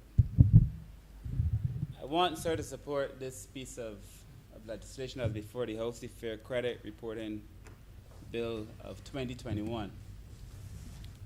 I think it's a very useful document, sir. It's a very important one, certainly, sir. And one that I do hope we all support. I mean, some of the more important things that we do in this place, sir, are not the things that resonate easily with people. But they're very, very, very important. I think our work is to make sure that we find a way to communicate these most important pieces of legislation to people. In literature, sir, there is a thing called allegorical naming. It is where the name of a person or a place tells you something about that person or a place. So Kirk be little should tell you that Kirk would amount to very little. This bill, sir, I hope has some allegorical naming, sir. The idea of fair credit reporting. You know, Barbadians fear, and I don't mean now, sir, F-A-I-R, I mean F-E-A-R. Barbadians fear anything to do with credit reporting, people looking into their credit, sir. And so I hope there is some allegorical name to this idea that is fair credit reporting, sir. And I think that is the government's efforts here, an attempt to make sure that we make this thing fair. And so that people would want to not be so fearful of the idea of having a credit score and so on, sir. But, sir, what is a credit report? A credit report, sir, is a statement, sir. It tells you something about your payment history, your credit history, your current situation, normally how much money you owe, the extent of your loans, and certain things, sir. It's really a reflection of your activity, sir, oftentimes with other financial institutions. And like the member for St. Peter's, sir, I too do not like the word data subjects, but I understand why it is used, sir. But we have to make sure in this document, sir, that the data subjects are treated fairly. And there are a number of things in here that I will speak to later. The member for St. Peter and the member for Christchurch East Central already spoke to many of them, sir. But, sir, what are the benefits of having a credit rating? Because I came, sir, to speak to this bill to talk to ordinary people. And my people, sir, in St. Michael's South and yours in St. Michael's Central. Because I don't want people to think that we are in here discussing this thing in some intellectual space and it does not affect them. So, sir, what are some of the benefits of a credit rating, sir? People will decide whether or not to lend you money based on your credit rating, based on your credit score. If you want to borrow money from a financial institution, they will ask you, your personal history, sir.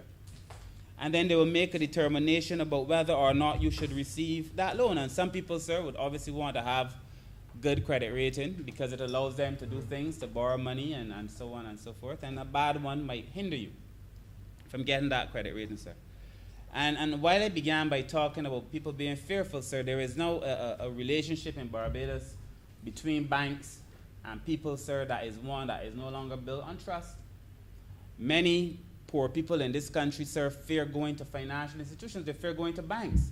You don't even have to go to the bank to fear the bank. You just got to use your debit card, your credit card, sir, and you have a reason to be fearful.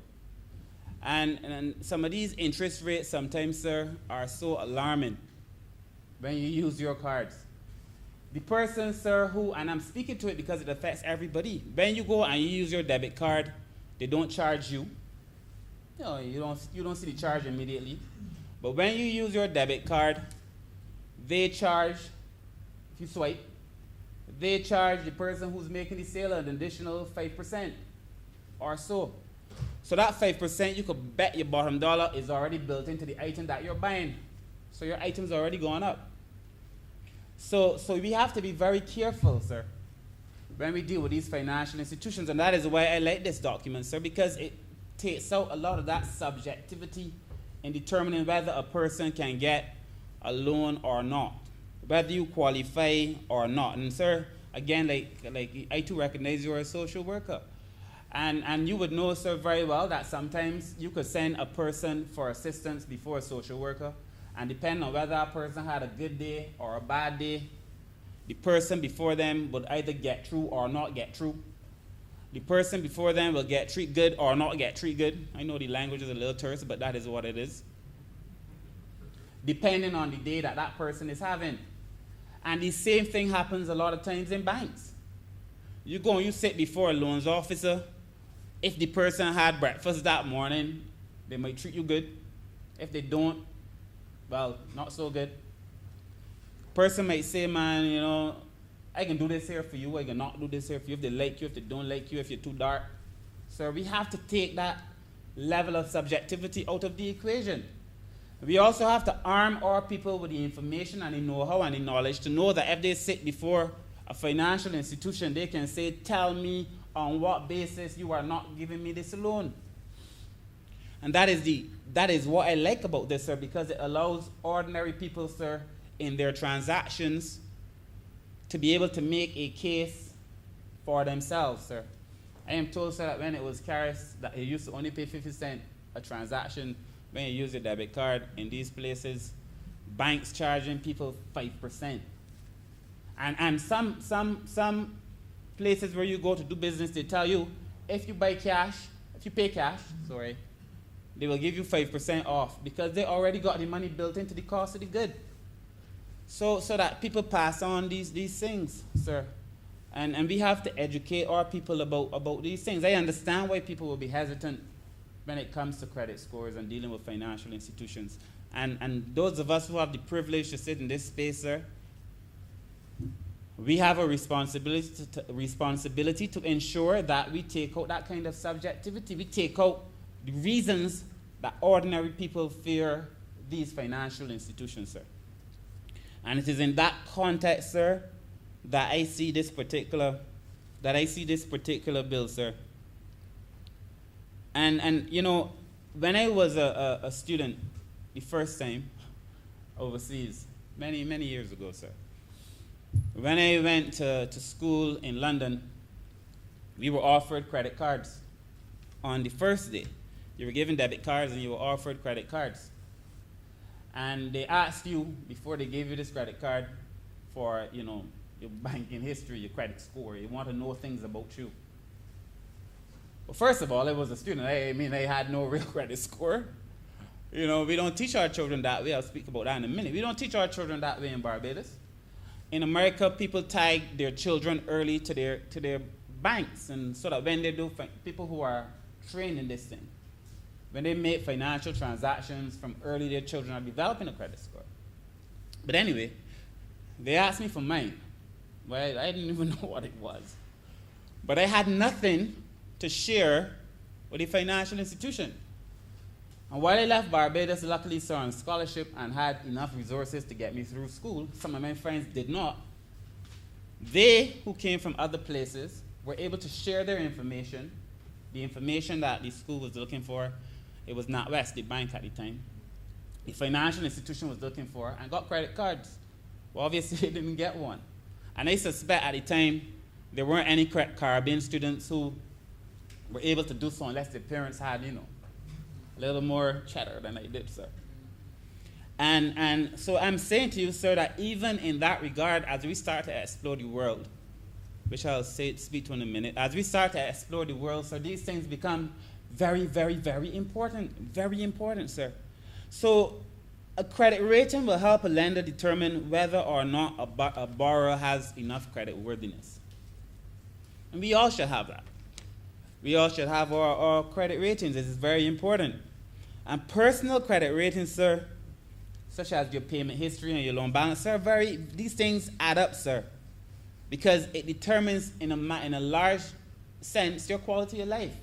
Whether you could get your vehicle loan, whether you could get your mortgage, whether you could buy certain things to make yourself comfortable. These things are important. You know, when I was younger too, when I was visiting the US, sir, and a lot of these things, we are doing things in Barbados, sir, that are revolutionary for Barbados, sir, but, you know, countries have been doing these things for years. I mean, we are innovative in the context of Barbados, sir, but people have been doing these things for years. And so this government is doing things to bring Barbados into the modern era. As if, sir, in many cases, these things should have been done long ago. And the fact is that we are still grappling with people's fear of what is now mundane and normal every other place, sir. But the first time I heard about a soft or a hard credit inquiry, sir, I was in the US.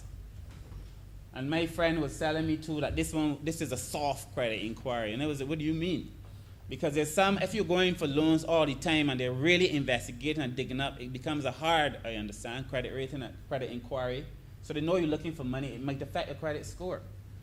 If you get a pre-approved loan, as I see courts just send me, some fancy amount of thousands of dollars. I don't know about that. But I know they send me this. And sir, let me just say, I understand those interest rates are astronomical. And I would hope Barbadians at this Christmas season, sir, are wise. And while, they say, well, it's sweet in the goat mouth. Anyway, but I'm just saying we have to be wise, sir, and not pick up on all these easy access to money. And I know the minister and the Ministry of Finance was having a conversation too about being able to check some of these things because, sir, they come back to haunt you. These interest rates are astronomical, sir. And so I know that that these are things that we have to address. But when you get a pre-approved loan, they may not dig up in all these things because the money is already available to you. They may just take your personal information, sir. And it is going to be very important as we go forward, sir, for people to start to understand these things, whether or not, sir, our actions are hindering our capacity to be able to access financing in this country, sir, and in other countries. As we can see, sir, this bill is very forward-thinking in that regard, sir. The other thing, sir, that I like about the bill, sir, is the protection that is built in for people. Again, the member for St. Peter spoke to it. But there are some things in this bill, sir, that are very, very, very important. I must give my consent. The requirement for consent, sir, is so important, sir. Not anybody could just come and dig up in your business. No person. And there's also a check in here too where the credit bureau, sir, cannot just willy-nilly just go and look into your information either. First of all, the credit bureau has to be licensed by the central bank. So not anybody getting this thing. And we have a lot of respect for our central bank. So you don't just become a credit bureau in the first place, sir. But persons, the credit bureaus may be prosecuted if they obtain or use the data subject's information in contradiction or contravention to what is stated in the act, sir. So there are protections for people in this bill, so that ordinary people are not subject, sir, to the wills, again, sir, the willy-nilly use, sir, by other people to be able to exploit people, take their information and sell it, which is what other people do. Almost every day now you go on Facebook, you look at a shirt, next thing they're sending you 20 places that are selling shirts. It is crazy. And you sign on some dotted line, you don't even know when you agree to it. In the real fine print of the documents, you agree to these kind of things. In this particular legislation, sir, we're preventing people from being able to just trade your information, sir. The credit bureau, sir, must also make sure that your information is secure. And that when they're processing, however they choose to process it, it has to be processed in a manner that is secure. So that you are making sure, sir, that you don't just have a system that anybody could log into and anybody could access your information. There's a check and a balance in place to ensure that we are doing this thing correctly, sir. That is going to be very important. And I also think, sir, it is worthwhile that you are now entitled to see what is on your credit report. How these people arrive at this credit score. How did they come to it? And, in Barbados, there are many people, I have friends, wasn't me, but many of my friends, who years ago, I had a friend who was going for a loan only to find out that he had a bad credit rating, a credit score. Terrible, they said it was. And this one, the different things they grade. One was terrible. He owed this thing. So when he finally found out, because, it's not as easy as it will be going forward, when he finally found out, sir, he had owed Chubby's, the video store. He had owed because he didn't return a tape or something on time. And his credit score was horrible, because this is now some long-standing, didn't pay back, and the way these things operate, sir, you borrow tape from Chubby's and you don't carry it back, they charge you $1.50. And Chubby's closed down now, sir. Permission to say Chubby's, because they closed. They charge you $1.50 or $2 or $1 every day.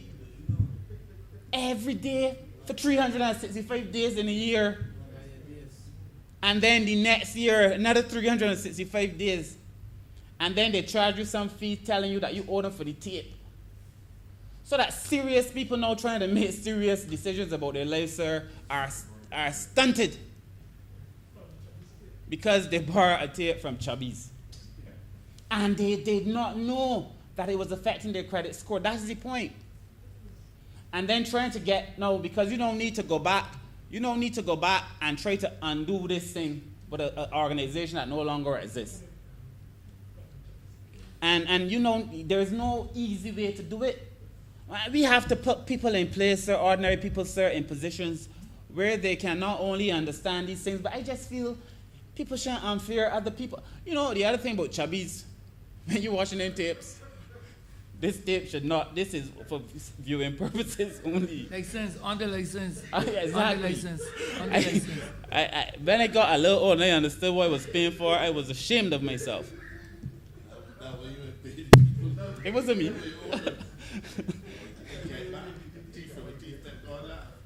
Yes, sir. They say a thief from a thief doesn't make God laugh, sir. So you can also ask the credit bureau to stop using your information. If they're digging up in it, and if they object, sir, the central bank now becomes the final arbiter. This is serious business.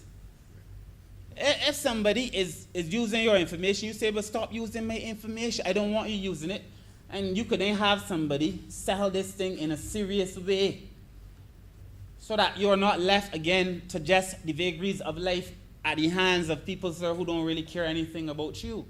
And this bill, sir, is in many ways, as I reflected on it just now, there are so many things in here that are so important, so critical, sir. The Honourable Member for St. James South already spoke in detail about the cross-border credit reporting. I mentioned it when I was talking about my inability to get a credit card at LSE, which is good, because, you know, you really don't want a credit card if you can't really manage it. And tell you the truth, back then they really couldn't manage it. But, sir, the world that we live in now, sir, is almost a world without borders. And what we have done in Barbados, basically, is put in place these things, sir, that prevent Barbadian businesses, sir, from benefiting. We keep saying we're like global citizens, but we're really not. Our institutions are not even ready in many ways for these kind of things. When I like to tell these things because I'm talking to regular people. When I went to buy my first car, I went to buy it on the internet. I went to the bank. And I told the person, well, this is many years ago. I went to buy it online, and I went to the bank and I said, well, I have enough money to pay for it, to get the vehicle here. The only money I might need is some assistance to help me pay the taxes. Man, it was as if I was talking Greek. You want to buy a car over there in Japan, and no, the car has to be here. And I said, but I'm going to pay for the car, get the car here, just need some money with the taxes. So that by the time your money is put at risk, the car already in Barbados. Boy, it was really like talking Greek. They couldn't understand it, sir. But I left that bank and I went to another bank and I got through very quickly because they understood it. But my point is, sir, you shouldn't be subject to the mood or the vibe that a particular person is feeling when you go in. It is just not right. And I found myself extremely concerned, and I was, as a young man, sir, trying out to save some money. Because you don't know when you buy the car here now, it was like ridiculous. And so we have to put ourselves and our people in position, sir, to be able to make these determinations. And, you know, in the U.S., I mean, everybody, you watch on TV all the ads about your credit score, your credit rating, you know. American children know. Our school system, the way we educate our children in Barbados has to change. The things that we're teaching our children really has to change. Formally in our school systems and formally in our households, the things that are important have to change. So that our children should know from early the importance of having a good credit score. Parents should know from early the importance of making sure that their children have a good credit score. Exactly, that level of financial literacy. But, sir, it is a basic understanding of how the world works. So that the tools that we equipped our children with 30 years ago, while great and good and still relevant today in some extent, are not enough to make our children, sir, fit for purpose in the new world. So that our children, sir, should, I almost said kids, but I remember Joey Harper used to say kids are the progeny of goats. So, but children, sir, should know. Our parents should know. And to teach our children certain things, all of us, sir, many of us in this room, sir, never had the benefit of anybody leaving anything for them. You didn't get up one morning and here, son, go and build on the 2 acres of land that I have left for you or my family left. We weren't born like that. Most of us, sir. We had to work for the things that we want. Our parents sometimes did not have the wherewithal to pass on to the children, which is fine. They gave us what they had. But those of us who have new tools, those of us who have a new understanding, it is incumbent on us now to pass those things on to our children and to give them, sir, the benefit. So even if we don't have money, but we were, faithful in terms of paying our bills, and sir, I know that you know because of the life that you've led, sir, in helping poor people, that poor people for the most part will pay their bills. They will try their best to pay their bills. The problem is that it doesn't help in this particular context because a lot of those are cash transactions. You go and you buy something, sir, the trend to borrow money from a friend, sir, to God pay them back, sir. In my case, sir, as I will speak to in a minute, sir, people who work in the industry that I serve often do a lot of things by cash transactions. The last thing in this bill, sir, that I will speak to, sir, is on the dispute resolution, sir, which occurs here now outside the court. In the shipping industry, we were having a debate, sir, on our seafarers legislation. And I engaged the cruise lines, sir, the cargo lines, in our discussions on the bill, the ones that will come before this house very soon because Cabinet has approved about 4 or 5. But the one thing that we stalled on was on dispute resolution. How are you going to solve it when a Barbadian seafarer has issues with the way we are doing things? And I was adamant, they were adamant too, but I was adamant that Barbadians had to be protected and that there could not be no one way for settling disputes that favor the lines. And that if there was going to be some dispute resolution, so we made sure so that one part of it had to include Barbados, sir, so that we had the option to deal with it here too, as also in the place wherever the incident occurred. And they had some challenge, sir, but we were insisting, sir. And when that legislation comes before this house, you will see. But the idea that you have to have a system for dispute resolution, sir, mostly peaceful, because that's what you really want, that could occur outside the court, sir, is going to be very, very important. But, sir, as I close, let me tell you what I feel is important in the real world and real life, that the people that I serve, sir. There are going to be tremendous opportunities in the blue economy. Tremendous. There are going to be opportunities, sir, for fishermen, for vendors, for jet ski operators, tremendous, sir. This government has already made it clear that as we build out the new Barbados, we want to build it out with people who are in the business, whatever the business is, to be stakeholders in the industry. So that we want the people who work in the port, if we ever decide to divest in the port, to be able to own the port. A very tangible stake, sir, in whatever it is the industry is, sir, that they're serving, sir. I was speaking, sir, on our jet ski. When we were looking at the watercraft legislation, sir, the persons who operate the jet skis, we were saying that maybe now is the time to be able to have apps that allow them, sir, to charge on the phone to build up a credit score.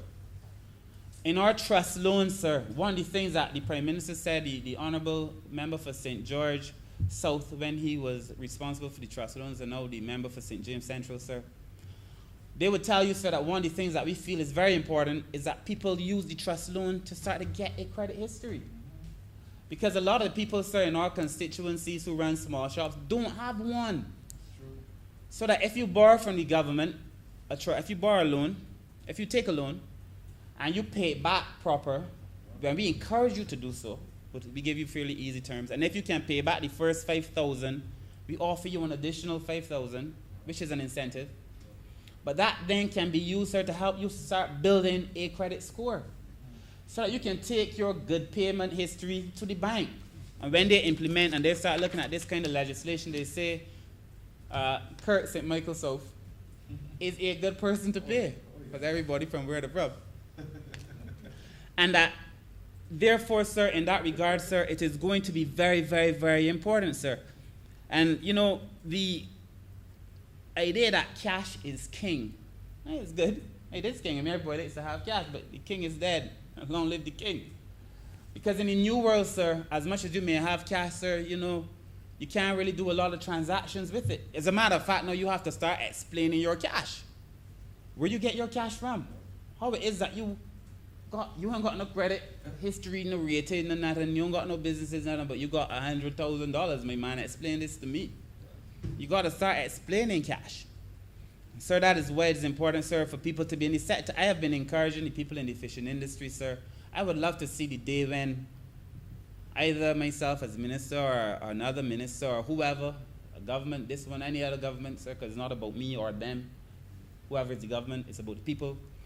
When we put ourselves in a position, sir, where we encourage people who are using cash only to start coming into the system, very successful people, wealthy people, oftentimes, sir, do not use cash. If you hang out, sir, if you associate with wealthy people, sir, I know you may sometimes. I know you like your, you know, poor people and thing, but, you know, you might have a rich friend here and there. I don't have any honorable member. I do only be poor people. Oh, so me and you, sir. Sir, you know, Bob Marley said that me not have no friends in a high society. Anyway, sir, the point that I am making, sir, is that in terms of being able to have cash, sir, on hand, there's only certain things you can't do. Rich people oftentimes would borrow even when they got the cash. And they pay it back because they know too many days comes that they need to make a bigger transaction. They have the history, sir, of paying. We have to really start teaching these things differently to our children, sir. And to our friends, sir, the people I hang out with. I feel like the people who I hang out with, sir, I often say to them that I would be doing them a disservice if I do not leave this place and tell them what I have learned today. And I try to share it in simple terms. So I've tried to go through this bill in very simple terms. I want to thank the Honorable Member for Christchurch East Central, sir. He's been doing yeoman service for this country. And as I said before, sir, we might come in here and we will discuss the vending bill, and everybody's going to love it. We will come and I will discuss certain things and building jetties, and people are going to love it. Trust loans, the building blocks, and people are going to love it. People are going to love the things that they can see. It is in the intangible things, sir, that they don't see, sir, that and in many cases we are making significant progress, sir. And so I want to support this bill. It is transformative, sir. It's going to give Barbados some advantage, sir. But the reason that I give it my complete and total support, sir, it is because it is going to make a difference, sir, in the lives of ordinary people, sir. That is why I support this bill, sir. And it is incumbent on us to make sure that we can just pass this information on to them so that they understand the benefits, sir, that will be bestowed on them as a result of the work that has been done in this place. So I wish to thank you. I member for Christchurch East Central. Thank you very much, Mr. Speaker, and I really want to thank honorable members for their contribution to this debate.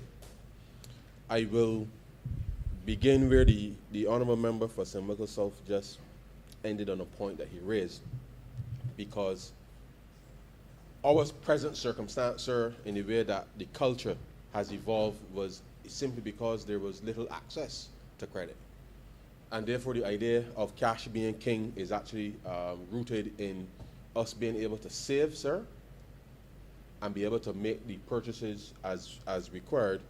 And that is something that we feel very proud of, that we can pay for something cash, as we would say in town, sir. And you get a sense of pride with respect to being able to go and take out a fridge or a TV or a car or whatever and pay cash and you ain't own nobody. And it is something that is is worthy of certainly our foreparents being able to save. And I think that part of the conversation going forward for young people is going to be important equally as we are able to transition to being able to operate in a new space. And I take the point that the honourable member raised as it relates to, as he referred to rich people borrowing even when they don't need to borrow, and the extent to which the utilization of your own assets and resources is really where the conversation and everything now needs to move to a different space, because it is instructive that as we bring new, not just legislation, but new systems, new approaches, sir, to doing things, that as I mentioned earlier when I was introducing the bill, the mental shift, sir, in terms of how we do things and why we do them in the way that we do them, will be important. The honourable member spoke to fear, and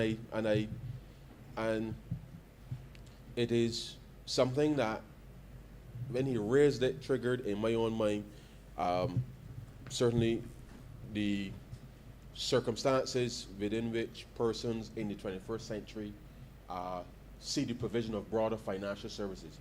And the truth is, sir, is that as part of, and I reflected on the fact that we've had over the years, and as a little boy, sir, I grew up with my grandmother talking about trade confirmers. And then more recently, sir, in relation to how we had to deal with the CLICO fiasco when we came to government, there is a genuine fear within a certain demographic, notwithstanding some of the more recent angst with respect to the way the last government allowed the banks to abolish the minimum deposit rate. There is perhaps a genuine fear within the context of the population, as small as we are, that things could go wrong. And the extent to which things can go wrong, no government can guarantee that things won't go wrong, but it is the resolution with respect to things going, when things go wrong, that's important. And I know that we have worked hard, sir, to try to restore a level of trust and faith within the context of the system as we came to government, because having to deal with a situation where there was a $600 million liability, and this $600 million seems to be a common thing, sir. $600 million liability as it relates to CLICO, but only $60 million in assets, then clearly there's a mismatch there that could never make sense for the taxpayer or anybody in the country. And in solving some of these issues from a financial perspective, I want to indicate that whilst the Central Bank, the Financial Services Commission, both of them have been working collaboratively over the years, Mr. Speaker, to look at the financial stability within the sector, that there's no guarantee, especially given COVID, sir, there's no guarantee that we could possibly give that something could not go awry. And I say that very conscious of the position that I'm in, because I don't want people to misinterpret what I'm saying in any way, because COVID certainly is one of those significant events that changed the trajectory for a whole host of activities. Now, luckily, sir, I say luckily, only from the perspective that we have, and I know that it is an issue globally, and I've only made reference to it in this case, in that whilst we are currently looking to see what is the extent to which the impact of deaths as it relates to COVID would have on the life insurance industry, and how that certainly, not just locally but obviously regionally, given that we're operating in a cross-border space, and a number of our companies operate within that space, that whilst a lot of the immediate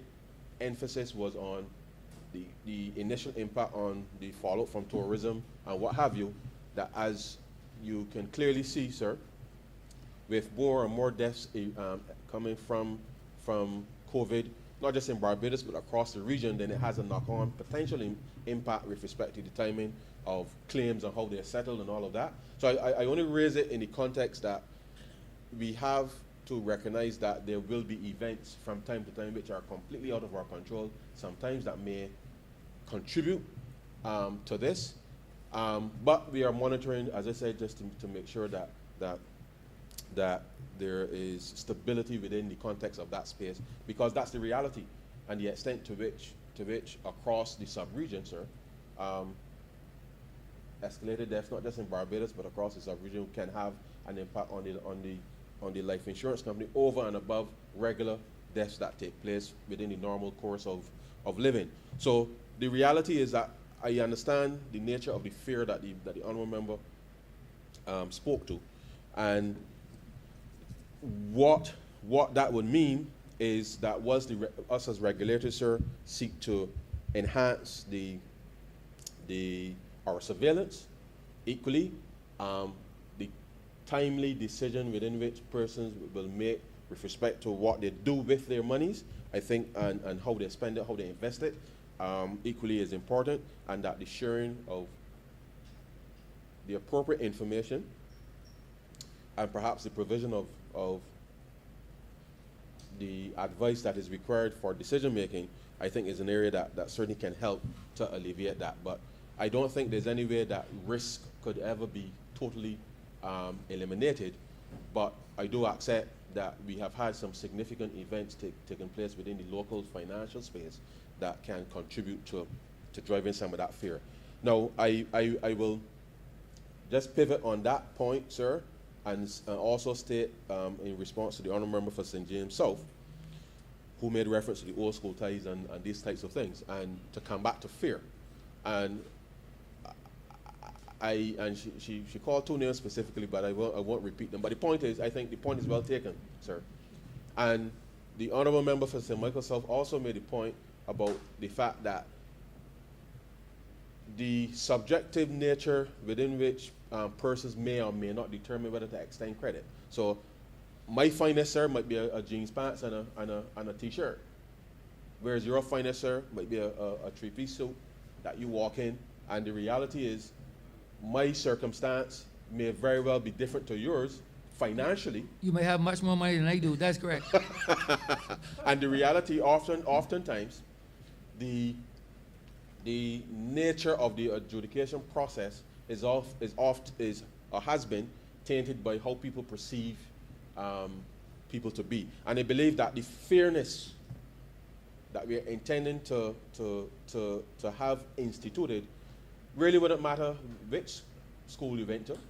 It really wouldn't matter, I'm going to respond specifically to the honourable member for St. Michael West, his query when he raised the matter of the sensitive personal information.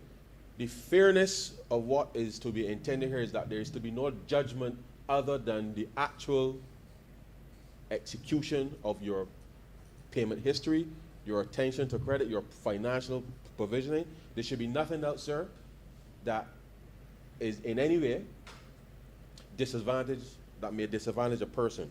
And I think that it is something that is worthy of emulating and supporting, because too often, sir, what may happen is that credit or investment or whatever may be denied on the basis of some subjective nature, which has no bearing really with respect to the capacity of the person to execute. And then what that does, sir, is to prevent either the expansion of a business, the opportunity to be able to hire more people, sir, the possibility of things happening. And we really want to make sure that we remove in any way, sir, any discrimination with respect to the process of adjudication. Now, the honourable member for St. Michael West made reference to sexual orientation and sex life, sir, in relation to sensitive personal information. And I want to say to him, sir, that should he or anyone or any of us, sir, we would not want anybody in coming into a process where there is to be a judgment of a financial nature, that things that have no bearing at all, sir, with respect to the adjudication process is involved. Now, whether it is racial or ethnic origin, sir, whether it's political opinions, whether it is a religious belief, because imagine, sir, that you or I, sir, walk into a bank and people say they're not going to lend us money because we're the government. We're members of the Barbados Civil Party. That would make no sense, sir. I mean, we are already politically exposed, and there's already a higher level of scrutiny with respect to that process. And I must say that is interesting, because having received an offer from one of the banks recently, sir, and clicking on the offer, I see you cannot accept this offer if you're a politically exposed person. So I said, well, so why you sending me the offer in the first place? Because it doesn't make sense. But the point is, these are some of the things that, as people, ordinary people, may voice views and have very strong views. I'm sure that the member for St. Michael West certainly would not want anybody to discriminate against someone because of their religious beliefs in getting credit.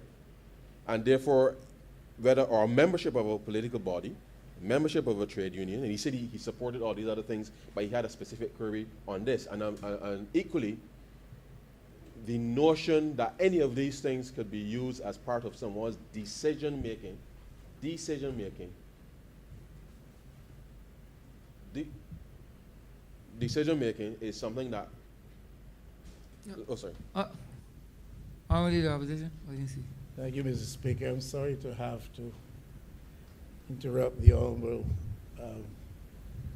member of Christchurch East Central, but he seems to be misleading this House as far as I'm concerned. Because whereas we have legislation long established that we should not be discriminating against people, legislation which establishes the fundamental rights of people on the basis of their religion and freedom of expression and all of that, he seems to be equating the inclusion of this categorization or characterization of sexual orientation. He seems to be suggesting that this is of equal standing, merit, and basis in Barbados legislation. I don't know that that is the case. Yeah, but honorable member, that I don't view that as a point of order. I don't see it as a point of order, honorable member. And I appreciate your ruling, Mr. Speaker. You may not see it as a point of order, but obviously what I'm trying to say is that the honorable gentleman is misled and is seeking to mislead you. Continue, honorable member Christchurch. Thank you very much, Mr. Speaker. The truth is, sir, that whether myself or the honorable member for St. Michael West, if either of us determined tomorrow, sir, that we wanted to put on a dress and go downtown and apply for a loan, if we wanted to change our sex, sir, if we wish to change our sexual habits, sir, that has absolutely no bearing with respect to the process. And he knows this. So, and therefore, to the extent that there is an objection to something like that, I don't think, honorable member, don't think there was an objection listed by the honorable member for St. Michael West? There's not an objection? He didn't object to that? Sorry. So I wanted to make the point, sir, earlier. Sorry. Thank you, Mr. Speaker. Absolutely right. And it's not a question what the honorable member, St. Michael West, was objecting to. The point I was raising, and to which I would still like to hear a response from the honorable member for Christchurch East Central, is as to whether or not what we are seeing emerging recently in important legislation in this Parliament, and this is about the third or fourth instance, the fourth instance is if we are taking an action indicative, which now at this time constitutes a pattern, action indicative of where we are going with respect to a certain agenda relative to lifestyles in Barbados. He has to respond to that. Honorable member, he has to respond to that. Honorable member, you raised that query already. Honorable member, you raised it. It was raised in your remarks, honorable member.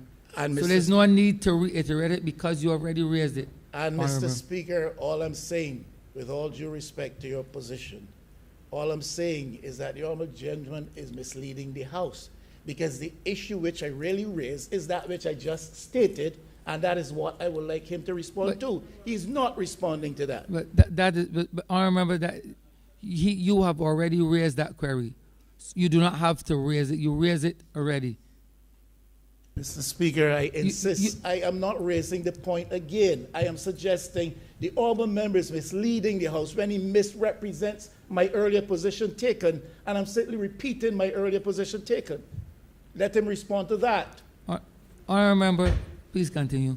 Thank you very much, sir. I think in just to make sure that we're all on the same page, sir, and I think as we look at the process of credit adjudication, sir, you would recall, and I'm sure, and I had intended to raise this in my opening statement, because you do know, sir, that under, for example, Islamic banking arrangements and finance, they typically don't administer credit with respect to charging of interest and the like. And therefore, within that context, obviously we don't operate within that space. However, part of what we are indicating here, though, sir, is that whether it is your religious belief or any of these matters, sir, that the process within which you present yourself to a financial institution, that none of these things, sir, ought to be taken into consideration with respect to the adjudication of things. And that is our position as the government, so that any Barbadian, sir, whether you are a Christian, whether you're a Muslim, sir, whether you're a member of the Barbados Labour Party, whether you're a member of the PDP, sir, or any of these sub-bodies, sir, that all of us can feel confident that based on our performance, sir, that we will be adjudicated in a fair way without being subjected to such scrutiny in the way that is suggested here. And that is the basis on which we have brought this piece of legislation here, sir, to be able to give Barbadians the confidence that they will be treated fairly as part of the process. In terms of the honourable member for and I go back to just to make this point, that oftentimes, yes, you would hear stories and anecdotes about people going to school with one another and all these types of things. These are the things that we want to make sure are no longer part of the process going forward. Now, of course, sir, that does not mean that private individuals in their own assessment will not determine who they may want to invest with or not. But as part of a formal process for adjudicating on credit, that will no longer be the case with respect to this. The honourable member for St. Peter raised the point about money management, record keeping, as part of how people are engaging, and I've been at pains, and I take this opportunity to remind people that as part of solving this problem, on the one hand, we have to take up the technology such that as a coconut vendor, a vendor in the fish market, sir, anybody operating within the space, that we can utilize the technology to help us with some of these money management and record keeping matters, and use it as a tool really to help us move forward. The honourable member for St. Michael South made reference to cash being king and having to explain where you get all this money from. The reality is that the world has moved on in such a way that even from a security perspective, and the truth is, sir, I don't like having any cash at all on me, because I genuinely, sir, feel uncomfortable having money on me physically, and so I prefer certainly to have digital options available to me. And it's something that I think as small businesses, we have to recognize that there is a cost to actually dealing with cash. You have to count it, you got to reconcile it, you got to Mr. Speaker, it is something that and then if you have to hire persons to do cash in transit, and then at the bank they have to do all this reconciliation in the background, and that it actually does cost to do all of these things. So it makes sense, sir, that in the context of, as the Honourable Member St. Peter raised, that as part of the education and the about not just this bill, but it's really a broader set of education and awareness that we have to continue to ramp up in a sustained way that will, I think, lead to a change in behavior so that persons can see a benefit to this, and we see the greater potential for success for businesses. The Honourable Member also spoke to the manner in which the annual report, the credit report, will be provided, and in reflecting on that, we determined that in the matter of the dealing with the regulations, that we will give the opportunity for that to be dealt with there specifically, because whilst it would be nice to say every year on your birthday that you will receive your credit score, just as an example, sir, that options will be given obviously for persons to choose when they would like to have that done, whether on their birthday, the anniversary, Christmas, whatever. They then will have to indicate that to the credit bureau so that can be responded to in a way that makes sense to them, rather than us prescribe when that will happen. But once that is chosen and communicated, then it means that every year on that specific date, whatever that date is, the credit bureau will be required to be able to do that, such that the automated, from an automated perspective, that it will be done, and that the consumer, whether as an individual in their own right or whether as a business entity, will be in a position obviously to receive and see what is going on, free of cost, as the law states, so that they can know what is going on. But I just take the opportunity to remind everybody that at any time, sir, at any time, you can request data from the credit bureau at any time. There is a provision for it to be given to you automatic once a year for free, but at any time you can request information from the credit bureau, and so long as you do it in writing, and that they can verify that it is you who, you are the person who is seeking to get it. They verify your identity, and once that is satisfied, then it will be provided to you within that context. The Honourable Member St. Philip South spoke to the issue of credit cards and certain banking arrangements, and I had spoken to it in my introduction, because whether it is credit cards, sir, which, mind you, is a matter of convenience, it is unsecured credit. And unsecured credit, sir, is usually more expensive than, as you would imagine, secured credit, because secured credit means there's some asset underlying the thing which the financial institution can hold if you default. Now, that does not mean that better control or administration cannot be done within that space. But I made reference, sir, to the fact that beyond credit cards, that the space has evolved such that there are persons already in the market lending monies not from anybody's deposits or anything, but from their own resources. And those interest rates are actually significantly higher, because, as you could imagine, sir, if you're putting your own capital at risk, you are going to ensure that you can get that return on that investment, because you have a lot more to lose than if in the case of the other financial institutions, which is why I believe, sir, that once we are able to get persons to truly understand that the nature of what we are creating here will give them the opportunity to properly refinance within the context of the financial sector.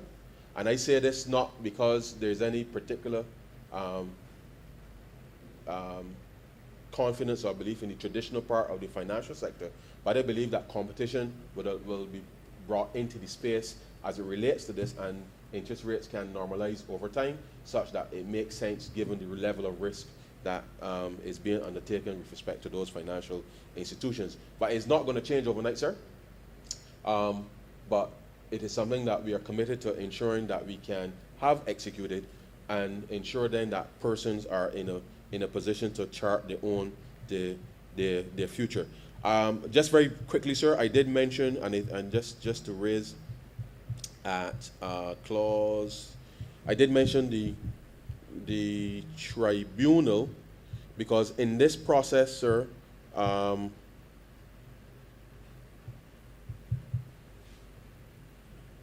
in this process, it is intended that, as I mentioned to you, sir, at clause 35, and just to remind the chamber, that at clause 35, that anything that is done within the context as we will set up with most other things, entities will be required to have their own internal dispute resolution mechanism, and if that is not resolved at that level, sir, it then kicks up with respect to the process. A tribunal will be set up to be able to make sure that all of these things are governed properly, sir. The central bank has a role to play in it as the regulator, and therefore we give the country the assurance that this process, as part of re-engineering of the financial system, that we are trying to ensure that, one, consumers have the greatest level of protection and redress, and that entities who they have to interface with, that they have a responsibility to, sir, to ensure that they have their dispute mechanisms in place to effectively deal with stuff internally, and once that, if there's a further need for escalation, then it goes beyond that to so do. But as I say, sir, more details with respect to that will come shortly with respect to the Financial Services Tribunal. So, all in all, sir, I am happy to be able to move this bill today. I know that for a number of persons, particularly at this time, we will be receiving all kinds of, the promotions are already out there, sir, for 15,000, 20,000, 30,000, all of these things, sir. And there's nothing wrong, inherently wrong, with taking advantage of these things. But the ability for persons to be able to service these things going forward and to understand the interest rates that are being levied are really is the responsibility of all of us, sir, that before we sign on the dotted line and get the money, that we really should read that, literally that fine print. Because oftentimes we feign surprise, sir, but then when you read literally the fine print, and I don't know why it needs to be so fine, sir, but that's a subject, that's a different discussion for a different day. But the reality is, a lot of these loan contracts are relatively standard, and persons ought to take the time to read, and if they don't quite understand what it is, then refer to some type of financial advisor for advice. I know that it has been a stressful time for a number of families and individuals in this country because of COVID-19, but it really does not absolve us of any responsibility, sir, to read the fine print, understand what it is we're committing to, ask questions where we need to ask questions of the very people that we may be taking the monies from, understanding the determination with respect to settlement, payments, and all of these things, sir, so that there's nothing that can take us by surprise in the event that something goes awry. And so, sir, I am happy to commend this bill to the chamber, and with those very, very, very few words, sir, I beg to move that this bill be read a second time. I'm obliged to you. The question is that the bill be read a second time. All those honorable members in favor, please say aye. Those against, please say no. Me think the ayes have it. Mr. Speaker, I beg to move that you do not leave the chair and the House resolve itself in committee for further consideration of this bill. I second that, sir. The question is that the Speaker do not leave the chair and the House resolve itself into committee for further consideration of this bill. All those honorable members in favor, please say aye. Those against, please say no. Me think the ayes have it.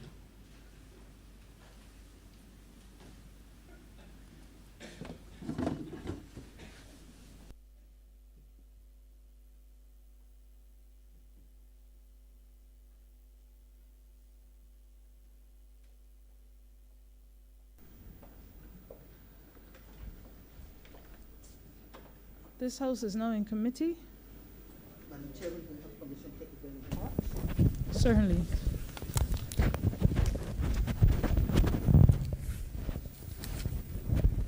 Part 1, clauses 1 and 2.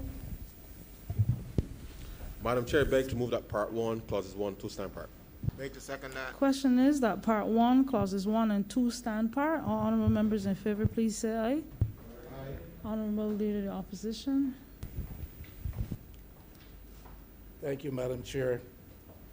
All right, simply to state I have a serious problem with clause 2, which I think is the interpretation clause, and that section of it which addresses the issue of sensitive personal information, what that means, and including with all of the categorizations listed there, or the characteristic features listed there. H is sexual orientation or sex life. I believe if the government is intending that we provide a piece of legislation in which there's no discrimination, what we ought to be doing is covering that with language which is already acceptable to us and accepted and appears in much of our legislation. That has to do with gender. I think if government is embarked upon a path which is unusual for us in Barbados with respect to how we treat to alternative lifestyles, that they should say so and make that clear. I think H could simply cover the objective pursued by making reference to gender. If I were to follow the argument of the honorable member for Christchurch, East Central, why don't we have, for instance, marital status included here? There's some people who are quite sensitive, who may have been married, who are quite sensitive over the fact that they're now divorced. Some of a certain age who are quite sensitive over the fact that they have never been married. There's some people who are quite sensitive as to the academic qualifications they have been able to attain or achieve, on a lot of the cases by reference to the level of educational opportunity that they were afforded, and some of that relates to the institutions they attended in the culture of Barbados. We can go right down the road. This business of sexual orientation appearing in all these significant pieces of legislation seem to suggest to me a pattern. And if there is, government should state clearly what its intention is.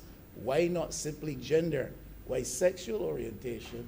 And why sex life?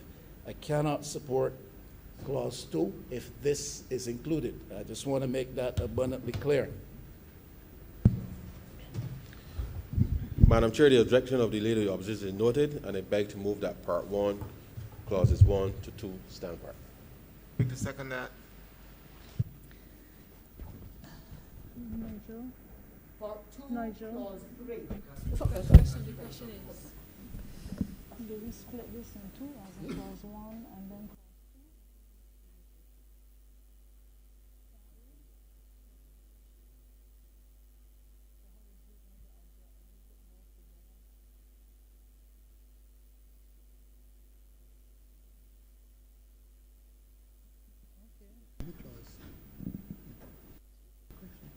That's it.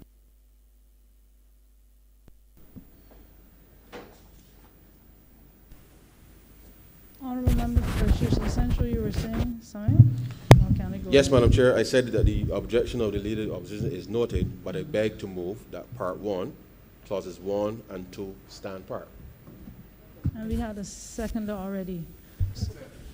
Honorable Leader of the Opposition.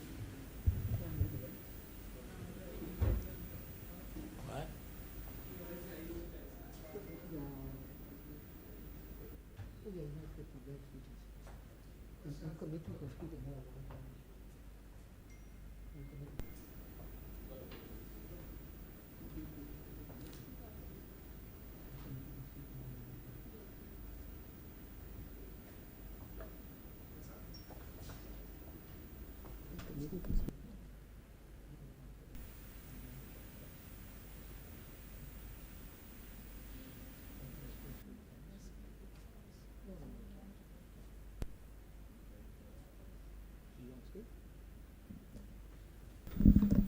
Honorable Leader of the Opposition. Simply to say, Madam Chair, it's my view that we can or should not take parts clauses 1 and 2 together. Together. Because I seriously have an objection to clause 2. So I would prefer that we vote on clause 1 and then clause 2.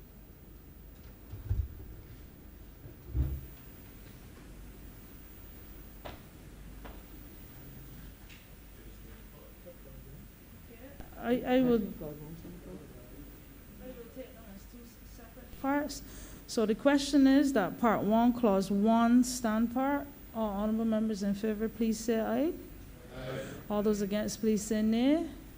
Methinks the ayes have it. And the other question is that part 1, clause 2, stand part. All honorable members in favor, please say aye. Aye. All those against, please say nay. Nay. Methinks the ayes have it. Division, ma'am. A division has been asked for, clerk.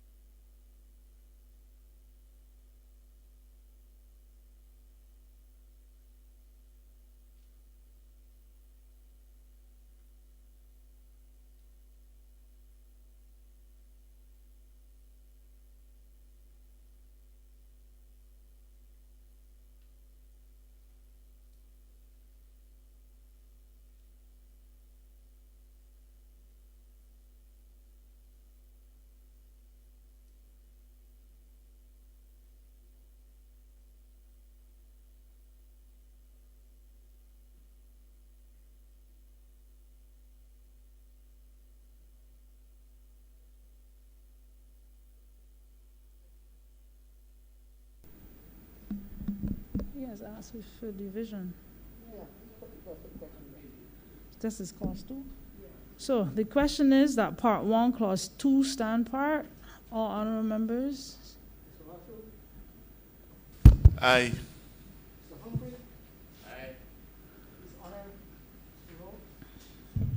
Aye. Aye. No.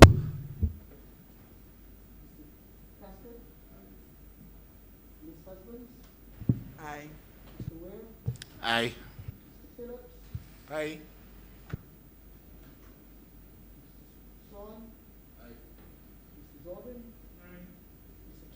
Aye.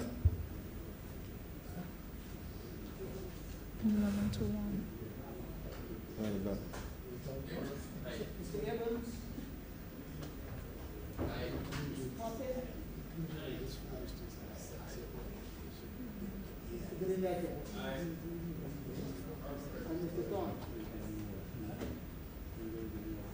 Mr. Thorne, your vote? Yes.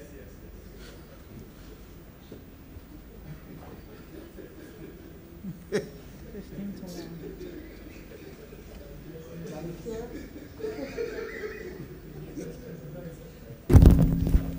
Madam Chair, 15 honorable members voted aye, 1 honorable member voted no.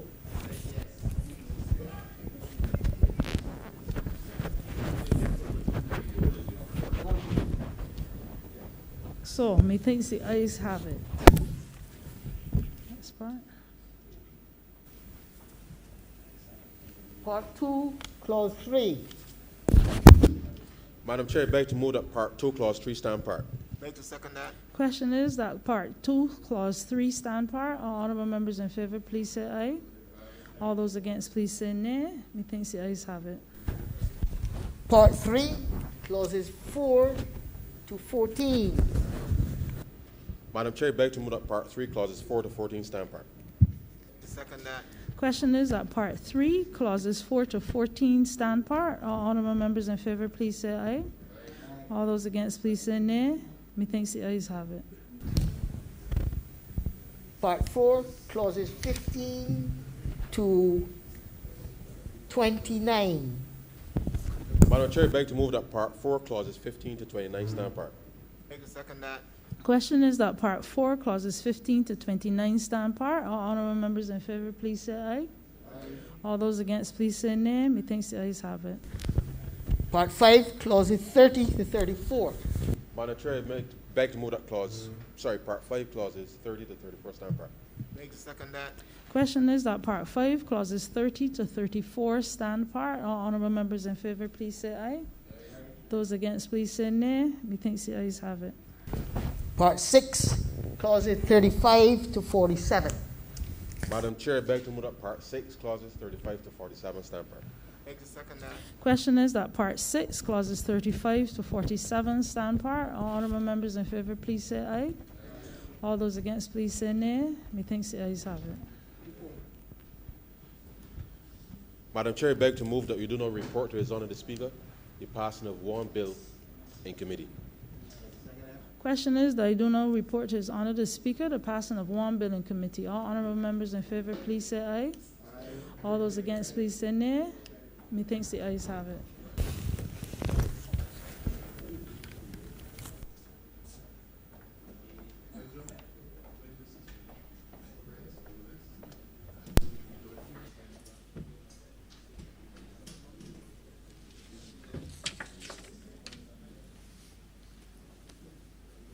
The chairman of committees has reported the passing of one bill in committee.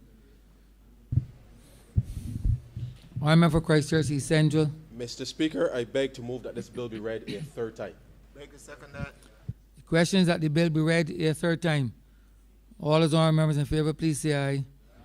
Those against, please say no. Me think the ayes have it. Honorable for Christchurch East Central. Mr. Speaker, I beg to move that this act be no passed. This bill be no passed and cited as a Fair Credit Reporting Act 2021. Beg to second that. The question is that this bill be passed and so cited. All those honorable members in favor, please say aye. Those against, please say no. Me think the ayes have it. This bill is passed and so cited.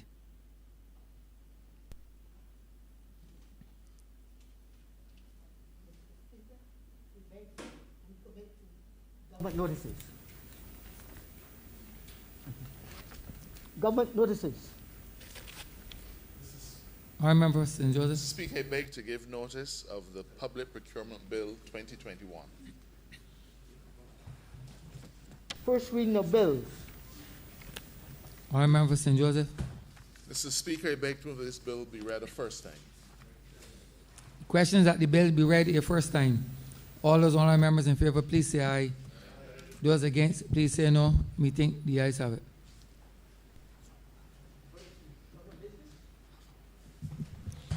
Mr. Speaker, I beg to move that the House suspend its proceedings until 6:35.